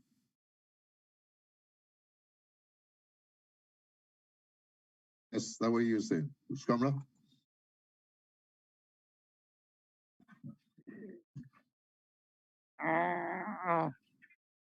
I don't know at the high school program, but I know for a fact that they do lot of physical training, a lot of running, sprinting, and the more focused on that more than the technical side of the game. Yeah. For most of the schools down here, I know that it's something where there are a lot of travel teams and then higher level ones who actually don't like their players to attend and practice on the high school teams. Then again, there are a lot of them who don't mind it and who do for different reasons. That's like an entire other conversation. But the reason why that some of them don't is because of that, because there's not a focus on like the holistic player and team. It's less they feel that it's not as high of a level that they want them to play in. So they want them to continue playing in a certain type of environment rather than go in and then have to refocus, in their type of training once they come back afterwards, because they have to break. They're only, allowed a certain amount of playing during school. And it is a problem we have as coaches here, because these kids come back with the high school mentality. So so you have to be able to break that out of them, and tell them, okay, this is a different kind of soccer. This is a different game. Mm-hmm. It's interesting, right? How that is, and that is and where is it that? What state are you in? We are in New York. You're in New York, okay. And I'm in Florida. Where high school soccer is from August to October. Oh, because of the winter. You guys don't go in afterward. Okay, yeah. So you guys play like when we play football and cross country and volleyball. So ours starts in October and goes, through to February, then March, going into states and stuff. But okay, that's interesting. So it's the same thing everywhere. It's the same thing everywhere. Interesting. All right, thank you. All right, man. All right, so here's my here's where I introduce to Hope International traveling to play this week. Well underway, preparing themselves as well as the national team. I've heard word that they may be traveling to Grenada 2 weeks before the game, and being in Grenada to have their training camp. I also recognize today that Grenada is down to 0 cases in terms of COVID. So that's an interesting one. As well as making the rounds on the news is, I think, player dispute with the manager for the national team. Other than that, within the context of football, CONCACAF is having some sessions tomorrow to discuss grassroots football, and I think the Football Federation as well will be having some news conferences soon as it relates to the technical and tactical side of the game. So those are just some things to this. Yes, Shane, I see your hand up. You could go ahead. Yeah, you mentioned something about the dispute with the manager. Mhm. How could so much lack of a better word turmoil come out of one trip regarding a manager, which is a job that's, you know what I mean? Like I'm sure most of us here would be able to carry that job seamlessly. It seems like a lot went on in a short space of time, and it's kind of worrying that if you have players who are less experienced, how traumatic that experience could have been, or the level of professionalism or unprofessionalism exhibited, how would that affect them going forward? It just seems, to me, it seems like, and even though some of those things happened, for the public to be made aware of all that too is damaging to the national program. Well, for me, I can't give you any specifics because I don't have the information. I basically probably have the same information as you that I got on the news network.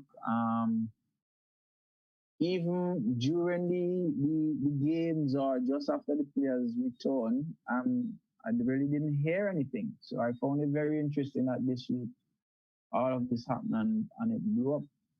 I found it also interesting in the context that it was so quickly out into the public and wasn't discussed before in house. So I found it very interesting. I really believe that as a past national coach, you have to surround your team with people who has the interest of the team at hand. You understand? And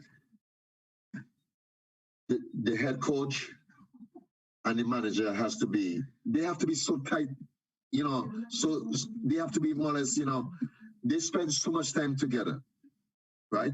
So everything have to bounce off the head coach.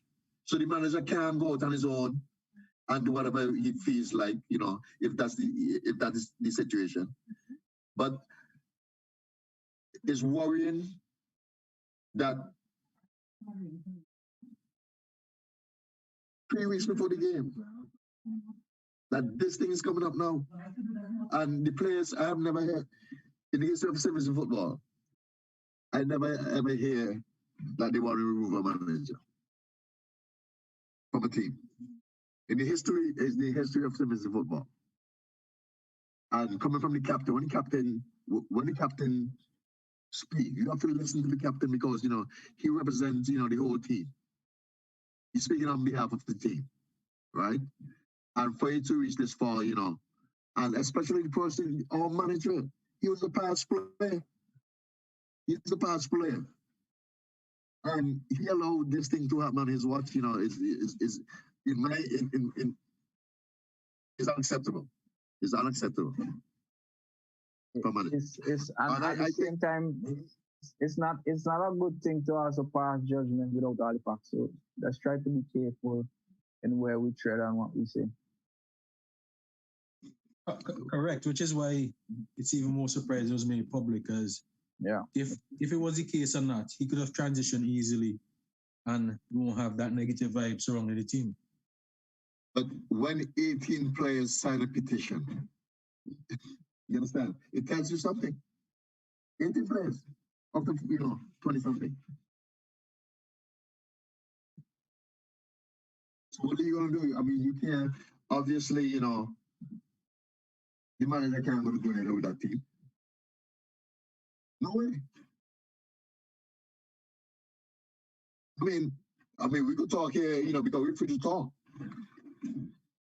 Because we're on the Zoom. We're not part of the management team. We're not part, excluding Theon. You understand what I'm saying? But we on the Zoom, I mean, these 3 games are very important games. We go over 3 weeks, and I think it's enough time to prepare, for these 3 games. And what I like what we did, we call back all of the players. Okay. Although it's kind of, we have 40 players. We have all the players at our disposal, right? And all we have to do, go down there and have a good camp, and give it our best go. I mean, this is what I like. This is what I like going on now. So this is like a bit of distraction, and I think that the manager, you have to leave the manager home. And trust me, me and Pinner, or Painter, had him at national team, and we need a manager. Both of us, it's both of us, and we never have one problem. So I don't know what they need a manager to humbug things for. The job of the manager is to, outside of us who know the game, is to go out and make sure that you get some, some stuff for us, some, stuff that we can't really get for ourselves. From the business houses and all that kind of stuff. But you know what I mean? The manager and I are important. You dash your way. Come on, man, we have 3 games to win. We have 3 games to win, and we have to run a manager. No, we don't need him. I'm telling you, I don't care who the manager is. What is Renz? What is the other guy who? No, the team is more important than anything else, than the manager. Go ahead, Samuel. Now, I was gonna say from the last Zoom we had where we discussed traveling and practicing expectations, etc. This controversy could be a good teaching point where you could reiterate expectations, what should happen on tour, what should not. And they would have gotten whether it's a best case or worst case scenario in this situation. So I hope they use it as a teaching tool going forward on how a tour should go, how things went, what went wrong, what went well. So that going forward, they progress and players understand now what's expected when they travel with the national team. Because, like, as Theon said, in our past in judgment, maybe the expectations weren't clear. Maybe, as him being a past national player, understood certain things that weren't communicated. And may have lost patience, or may have thought that players should understand this is supposed to happen, things go this way, and might have been miscommunication or just not getting the message clearly across. So I think it should be used as a teaching point. And also like reiterate to the players that certain things should be kept in-house. It's easy for voice notes, different recordings to be circulated. So should avoid those things, have face-to-face communication, be clear in the air, because you don't want those things getting out to the general public. And it's been, you forgot who we are? Man, we like comments and we like gossip and things like that. We're trying to change that, Sammy. Huh? We're trying to change that. Okay. Yeah. I think that it's like the manager should have been trained, and instead of having an interim manager, give a more people person. Don't give a person who has a bad record and put us in this predicament. But how a past player who did well for St. Vincent, how do they know that you have these shortcomings? Look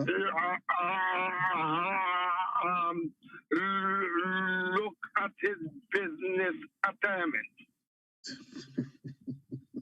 Yeah. We don't want to go down this road because again, so let me give you a scenario. What if it's just that they just want a game up?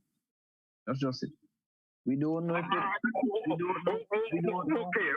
we don't know. Hold on. We don't have the facts. We don't understand specifics. So let's not make it personal about anybody's past or anything in that context. All I'm saying, as it relates to this, is I found it quite interesting. While I saw some positives in it, in the sense of the way they went about it in terms of they showed a level of teamwork, they showed a level of professionalism in terms of writing letters and that kind of stuff. My issue with it was it getting out into the public, which is basically our dirty laundry in the entire, well, we shouldn't say same because it's all over, because I know the way the media works. Again, we don't really have the facts, so let's be careful along the line, because if you're accustomed to one specific manager and a different manager comes in and he tries to be an authoritative figure, obviously some players are not going to be comfortable. What if he's harsh on a specific group, which is the leaders who are in the specific team? The same response can happen. But if he's not being friends with them, the same response. So we don't know what the result is as a result. So it's best not to go on the personal or negative side. That's just my take on it. Now we have to listen to the players. I listen to all my players. I listen to the captain. So here's my question. So we're saying the players could hire and fire whoever they feel like? No, we're not saying that, Mm-hmm. This is a team, eh? The team make up of the players, the coaches, and the other, staff members, right? Mm-hmm. And at this stage, it's just the wrong time for this thing to come up, and you have to get rid of the manager. You have no choice. You can't take the manager on a trip. Again, you don't have facts. You don't know specifically what it is. But you don't have What if the manager was carrying out a mandate by the president? So here's my take on and again, ain't so much players will not and cannot be against one person. It's 23 up to now. So again, let's be honest. All right, let's use the co-players. So let's say Carney, Zeno, Talman. Who else would we say is a senior player who's influential? Whoever it is. So if we say these 4 players decide to lobby all the players to sign a particular contract based on whatever point, you're saying that these guys can't convince them for whatever reason or the other? I don't get the question. Please repeat. The question is, you said that 23 persons signed it, right? Yeah. Does it mean that the 23 persons are necessarily against, or are they following the leadership of the team? And as long as no, it's not 23. I think it's 18 signed it, It doesn't matter. It doesn't matter. But I'm saying, if you sign it, okay, if you sign it, you sign in here something now. You sign in. So you would not sign it to be a part of the boys, or you would? No. I'm just trying to show you. A different perspective. I understand what Theon's saying, right? If I'm on a team as a fringe player or not as established, and one of the core players have discrepancies with the manager, and they sign a petition, it will be in my best interest to align with who I think has most authority and who will be beneficial to my long-term success in the national team. No, this is not. Listen, this is just a manager. This is not a coach. This is just a manager. Exactly. So Sammy, here's another perspective, right? As Theon saying, my father say a thing all the time. It's essential to work with people who frustrate you, right? Yeah. Wait. Tell me that again. It's essential to work with people who frustrate you. Really? Okay. Yeah, yes. So let me give you a perfect example. You will grow from it. Correct. Because growth takes place outside the comfort zone, right? Yeah. And so if I'm working with a manager on my job, I'm an auditor, and I have a manager who has a certain style, who likes, in Excel, they might want to use a text box as opposed to merge cells or things like that. If I want to be successful and get to the next level, I meet that manager's needs, do the work timely, keep their formatting, and it's done, right? Mm-hmm. What I'm saying is, I get to a level where I could challenge that manager.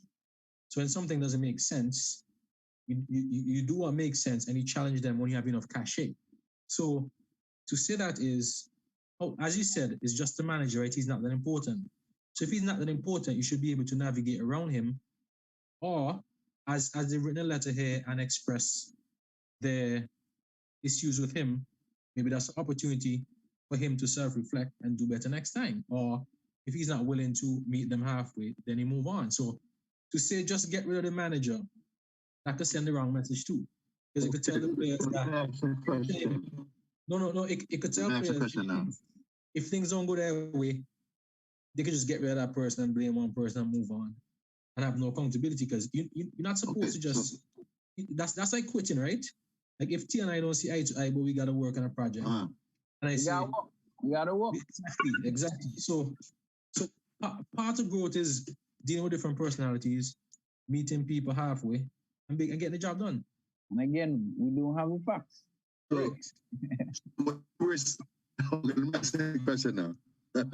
You traveled to Grenada, right? You were saying you're 23 players and that manager again? And hoping that, to do what? That's a different question. So now that the players have voiced their No, it is because now the players have given that information. It's on the federation or who's in charge to act in the best interests of the federation. Of the players.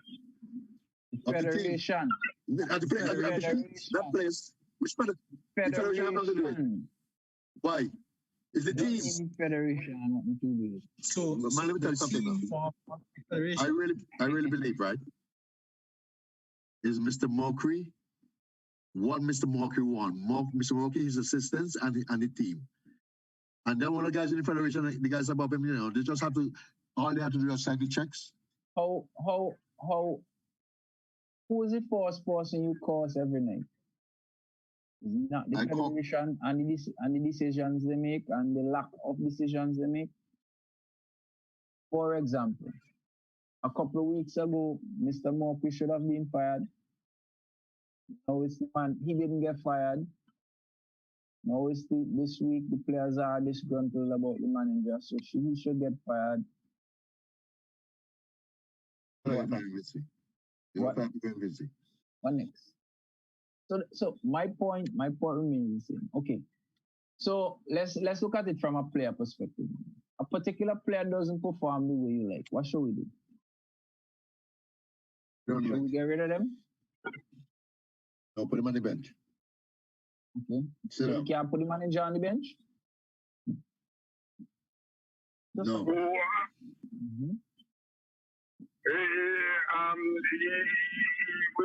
missing a point here, right?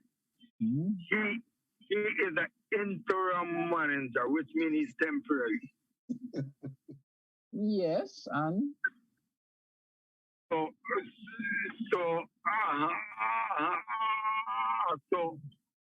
if you is a temp on my job, you come in as a temp worker, okay? Once the project is finished, you have to go, okay? Because we hire you as a temp. Temp for when? When was he hired for temp for? Was it the 4 games?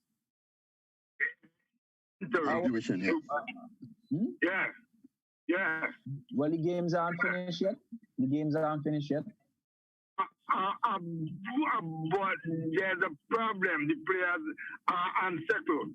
So the players had a problem with the federation too before they resolved that. How are we saying that this can't be resolved as well? Okay. If I'm manager. It could be resolved if he changes personality. And you do not. So how can you? If I'm the manager.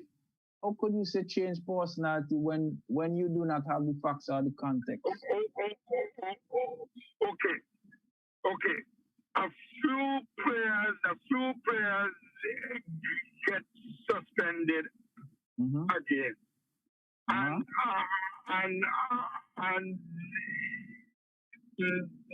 they don't know what they're suspended for.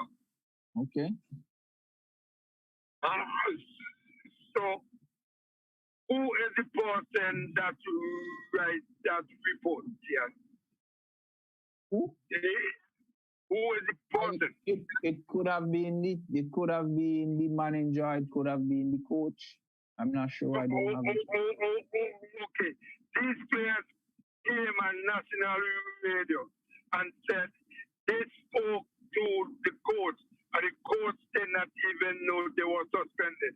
The coach don't know nothing And that's a about their situation.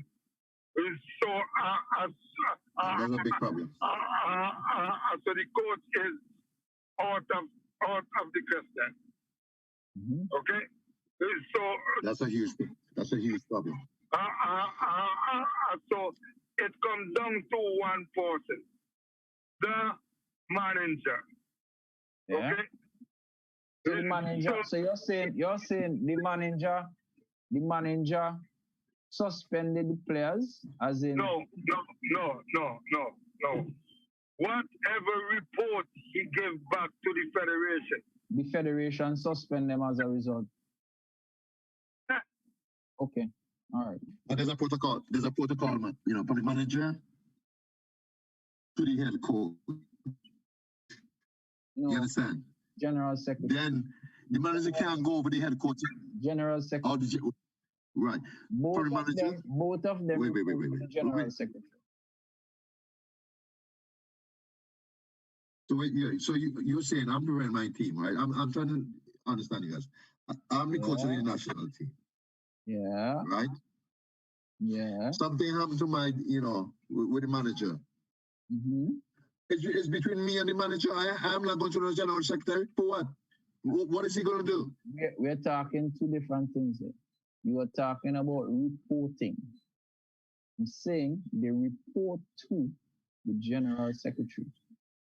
If, as you are saying, a conversation needs to be had between them before they write their reports or whatever the Right. case may be, that's totally up to them. But I'm saying when reporting is done, the reporting is done to the general secretary. So as a coach, right? Mm-hmm. Can't they tell my manager, which report are you talking about? There's no report you're going to write. Why can't I tell my manager that? You could tell him that. That doesn't mean that he's not going to report what he's going to report. No. It just really? That's how it works? No. What? Yes, that's how it works.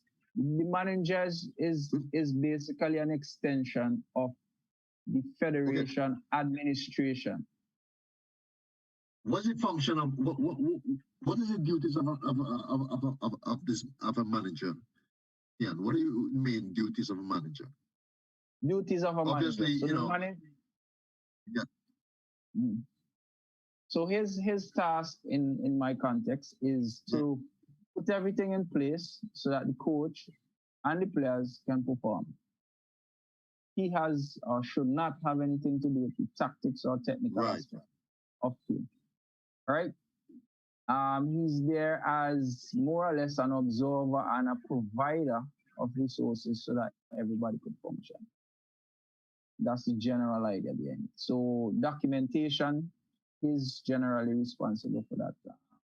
Any kind of logistics, the coach says what he would like, the manager takes care of it.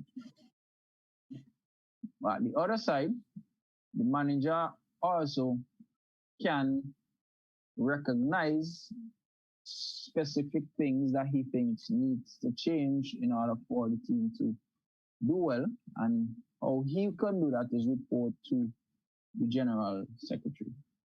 But before if that, if he can't meet eye to eye with the specific coach. So it's, as you said, the relationship between the manager and the coach is quite key. My problem with it, right, and it's from a teaching perspective, my issue is my principal never sees me send any child to him. I do not send any child. Yeah. I deal with all the situations. Come on. So I manage that. So my children have to know that I am in charge of my class. not the principal. So that Right. is my approach. Right. Next, whenever I send a child to the principal office, he doesn't ask any question. He just writes up a letter and sends it home. Because his thing is, God ain't sending you to me unless it's Right. something Right. really, really serious. So Yeah. my approach to it, as you would have mentioned, would have been, how can we deal with it within the team, meaning the manager, coach, coaching staff, and players? How can we deal with it before it gets to the point of getting to the general secretary to get that point? Because again, what we have recognized is that the manager know he's an outsider. Because he just coming in and everybody else was there before. Everybody else was cool and buddy. He's the only one in. Maybe he tried to assert himself and kind of had some backlash as a result. So, as I said, I don't have the facts, so I can't speculate too much. I could just generalize on some of the concepts. But what we have, you know, we have we have two voices from the players, right? And that says a lot. That says a lot.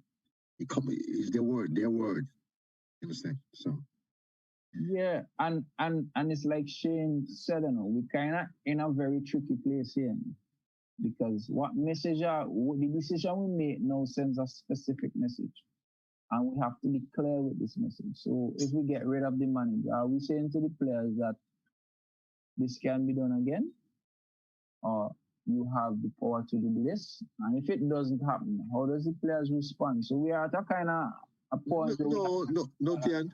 Look at Chelsea firing the manager and bringing a new manager, right?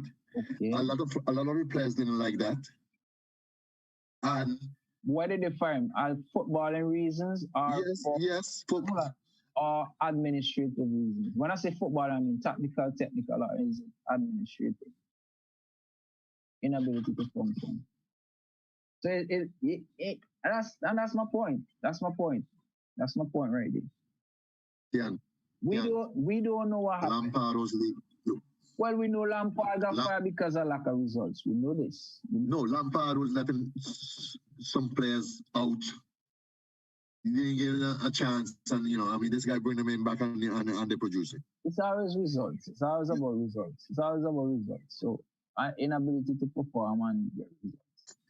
Man, Mokri, if it's me, Mokri, I really be upset, you know what I mean? Because, you know. No, at this phase, you know, we already got over initial hurdle of a lot of back and forth. Moving forward, it should have been smooth. That's just my take on it. But if I'm the manager, I'll just resign. I mean, come on, man. His job is not that important, really. Yes, man, it's very important. His job? Yes, very important. Tian. All right. Okay, let's do it. All right. Let me give you a scenario. Yeah. Before you travel, what's your role? You taking your team to travel. We go in St. Lucia. What's your role? My role? I'll do everything. First of all, I'm the one who's setting the budget, you know, for the whole thing. Okay. I call the hotel. I set up the hotel. Set up the food. Shane, I see you. The transportation. Okay. All of the tickets. The travel agent. You understand what I'm saying? The meal money that is supposed to get. Because I do the whole budget. So you could do the budget, correct? Yes, I do everything. So who's gonna execute everything? My assistant coach. Me and my assistant coach. And who's gonna execute the tactical and technical work of the players? Me and the assistant coach. I understand. We do all that I have to do. I get you. Yeah, it's not difficult. I used to do it for, listen to me. I used to do it for my team. Okay. No, hold up. I used to do it for my team and 16 other teams. Hence the reason they hire a manager for persons with that particular perspective, because the decisions are going to be based solely on a given objective. The manager has to represent the general secretary and what he wants. Your job is to represent the technical and tactical aspects of the game. He is to supervise. His job is not to insult himself and instruct and whatever. He's on the outside, just observing and making sure everybody. does what they're supposed to do. That's it. That's it. Hey, Yes, Shane. Wrong side, bro. Yes, Shane. Yeah. Sammy. So because you did it, that doesn't mean you were necessarily effective, right? Because and I you didn't want to made go it- down that road. I didn't want to go down that road. you made- wait, you wait, made tell me an that. important- Tell me that. Tell me that. So you made an important point. You said you signed the budget, right? Yeah. So if you sign the budget, you should sign the budget and give that to somebody, which is the manager, and they execute. Because if you want to run a tight ship, which it sounds like you do, then you give the manager specific instructions, order this, book this hotel, I want to travel at this time preferably, and they execute it. That's the role of the manager. Okay. To take those small tasks away from you so you can focus on the game. And I get $20 regular. Come, bro. Scramble by a lot, oh? No Chinese food? I'm buying gas. I'm buying gas. I'm on the road. Okay. Yeah. I mean,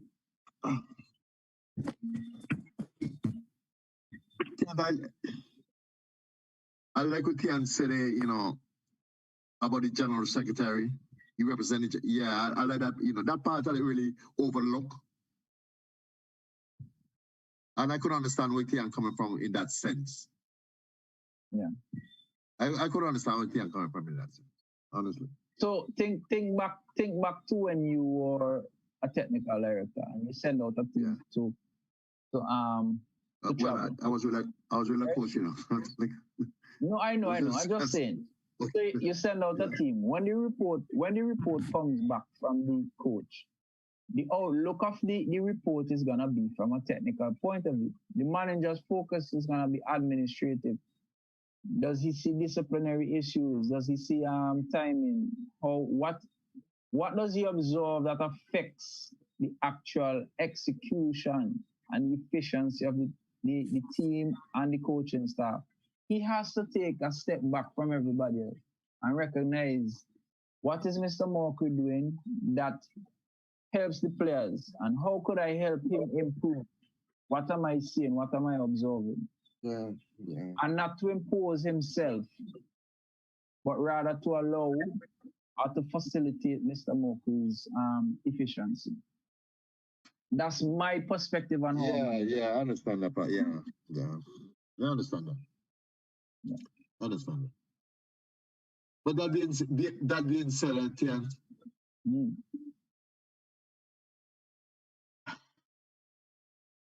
3 weeks before the players I mean, this is good. This ain't bad. This is good. This is a good thing. It's an opportunity for us to fix so that moving forward it can happen.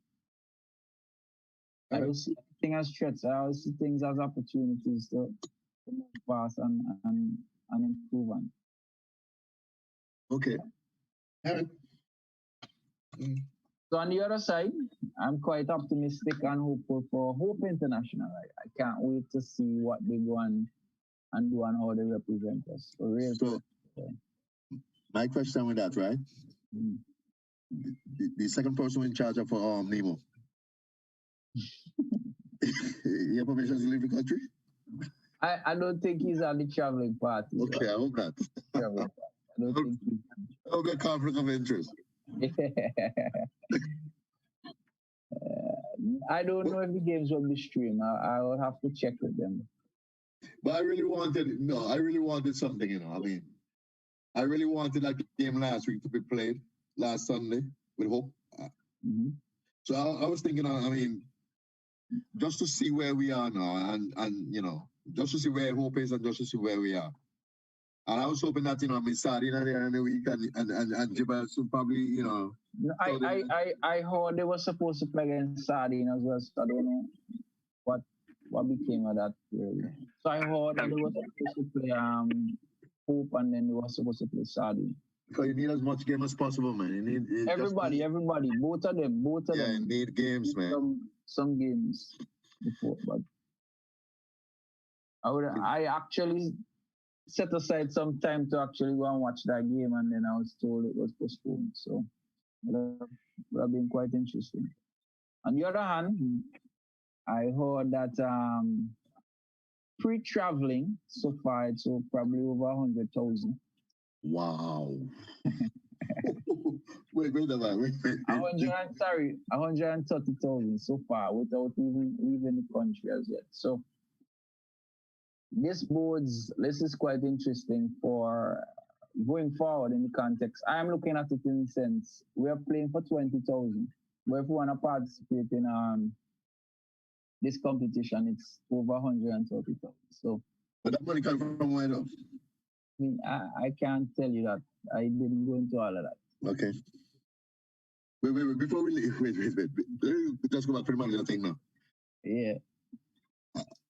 Somebody mentioned Patrick name, you know? To manage? Yeah, somebody mentioned Patrick name. I mean, I bet Patrick, this Zoom don't have for Patrick. I wish you was here to answer that. You always, he be here, man. Patrick, I swear it's Patrick, the Zicky Blade, H3 I sure it's he, but I'm not sure. Okay. I couldn't be pinner. Okay. I'm sure.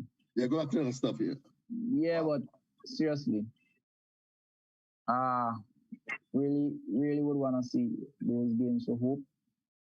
I know they have for sure intensified their training. I know for sure they have as recognized. Well, Brad had a serious injury recently, so I don't think he would be a part of the tour.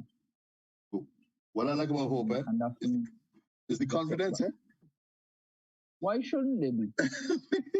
Why shouldn't they be? They say they're playing the same way that they play, during, for the past 2 years. They're not changing anything. Why shouldn't they? Why should they? Wow. Why should they? Wow. Go and be yourself. Go and play. Go and be yourself. Play, enjoy yourself. That's it. Yeah. But I think, that group is not really, they can do well in that group, and I really believe that. They can do. Yeah. For me, right, it's more for any Vincentian team, it's always the mental side. So once we could get over the mental side of the atmosphere of the game, the level of the game, the fact that we have traveled, belief in self, and we have the right plan, I think we could execute well. I really think so, because individually, I know the players have a lot of potential. And we could actually say at least 8 or 9 of them could be in the national team, possibly, in terms of quality. Right. So, to come back to the national team, right? When we go to Grenada for those 3 weeks, we're leaving from Grenada to go to play the game, right? No, we're playing the game in Grenada. Well, no, the preseason for the 3 weeks is in Grenada. We're playing the Cuba game in Grenada. That was part of the conversation as well. Oh, okay. So we're there for 3 weeks. And at the end of the 3 weeks, we play the game. Yeah, we play the game. Yeah, that's tremendous. In Grenada. That's tremendous. That was a part of the conversation as well. And Cuba agreed to that? It's our home game. We decided. It's our home game. Okay. Yeah. But wait. But are we going to? We're going away first before the home game, isn't it? No, this is our home game, man. Okay, no, we're going to wait to play our away game first before our home game. No, we're playing. I think we play Cuba first, and then the other game would be the away game. Oh, I think it was the other way around. You sure about that? Not 100%, but I believe that's. I think 4 days after we play, Cuba.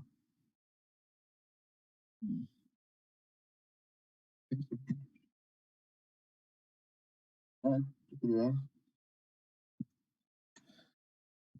Yes, sir. So football is alive and well. Every week there's something. Volcano who? COVID what? Yeah. Mohan, all is well. Seem like if you're busy at training still. Jason, how are you, sir? Good night, Mr. Gordon. How about you, brother? All is well. I see your time and a little late, man. You miss my job. Sorry, brother. That easy, man. That easy.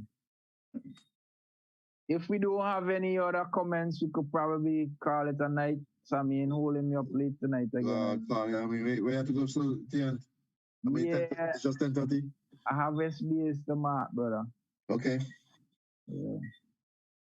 Enjoy. Well, wait, something else here mentioned about the grassroots program now that, starting is tomorrow, say, with Concord. Discussion, yes. What's it all about? Who is involved? Technical directors? Yeah. Technical staff and that kind of stuff. Our technical staff? I think it's a Caribbean. Oh, okay. Yeah. So, before we go, you think football playing in Vinci this year? I believe so. Okay. Once no eruption. Yeah. For sure. At least by I feel at least by August. You can see we having a camp a grassroots camp in July, right? July. Context, because how are they gonna look at it in terms of COVID? But what I could say, for example, Sardine has already started his training. I started my training as well, my senior team. I've tried to get the juniors out, but they're not coming out. Okay, if we want to do a camp through the what's that? Through the football federation? No, through the shelters. Yeah, that would be possible, but you can't have mixing. They're trying to avoid the mixing of the shelters. So right. If you're doing a specific shelter, you stick with that shelter. Right. But we can do that scrambler. We can't do that scrambler? Scrambler, see you ain't coming down. We are asking Scrambler. Scrambler love Vinci too much. Scrambler, come down. Scrambler? No, I was looking for flight today. I was looking for flight and I get upset. Ain't no flight, international flight to me. Yeah, man, the American flight from Florida straight to Vinci. Okay. That's the only one. And it's about 279 right now. Oh my God. Scrambler, let's go for the weekend, Scrambler. We go Friday. We do session Saturday. And from Monday. We have the container. But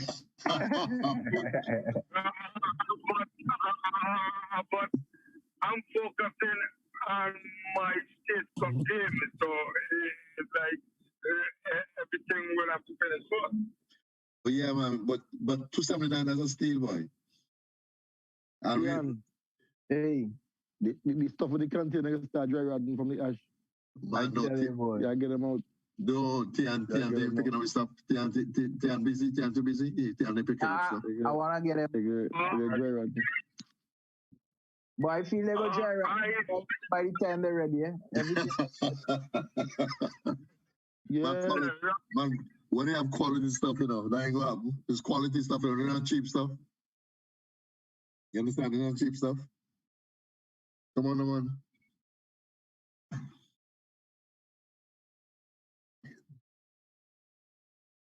That's a good idea, though. If you could go down in August, Yeah, I definitely want to shoot down there. Because it's been what? August will make me 2 years. And usually I'm doing it 2 times a year. And we have enough equipment down there already. Yeah. All we need is, it's just some personnel. And seeing that Theon running things down, you know what I mean? That's easy. I stop doing that now, man. That's easy. Come on, man. That's easy. You understand? All right, folks. We'll say yes. Back next week. Any specific topic you guys want to look at? Send me a message. And I'll try to do some research on it and get back to you guys as soon as possible with any presentation you would like. All right, guys. Have a blessed night and rest of the week. Stay safe and avoid the injection. You don't get second dose?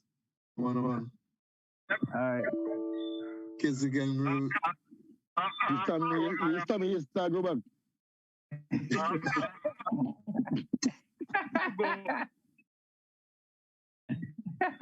Easy boy. But I want to see what, yo, we call the camp the Zoom camp. But some people might vex on the way. I mean, No, I send you my game to review. I'm still waiting. Yes, I told you I watched parts of it already. I told you I caught up with Mark in SBA. School starts back next week. School starts back next week, so I'm trying to get them out the way before I go back to school. But it can't get the bootleg freaking movie that.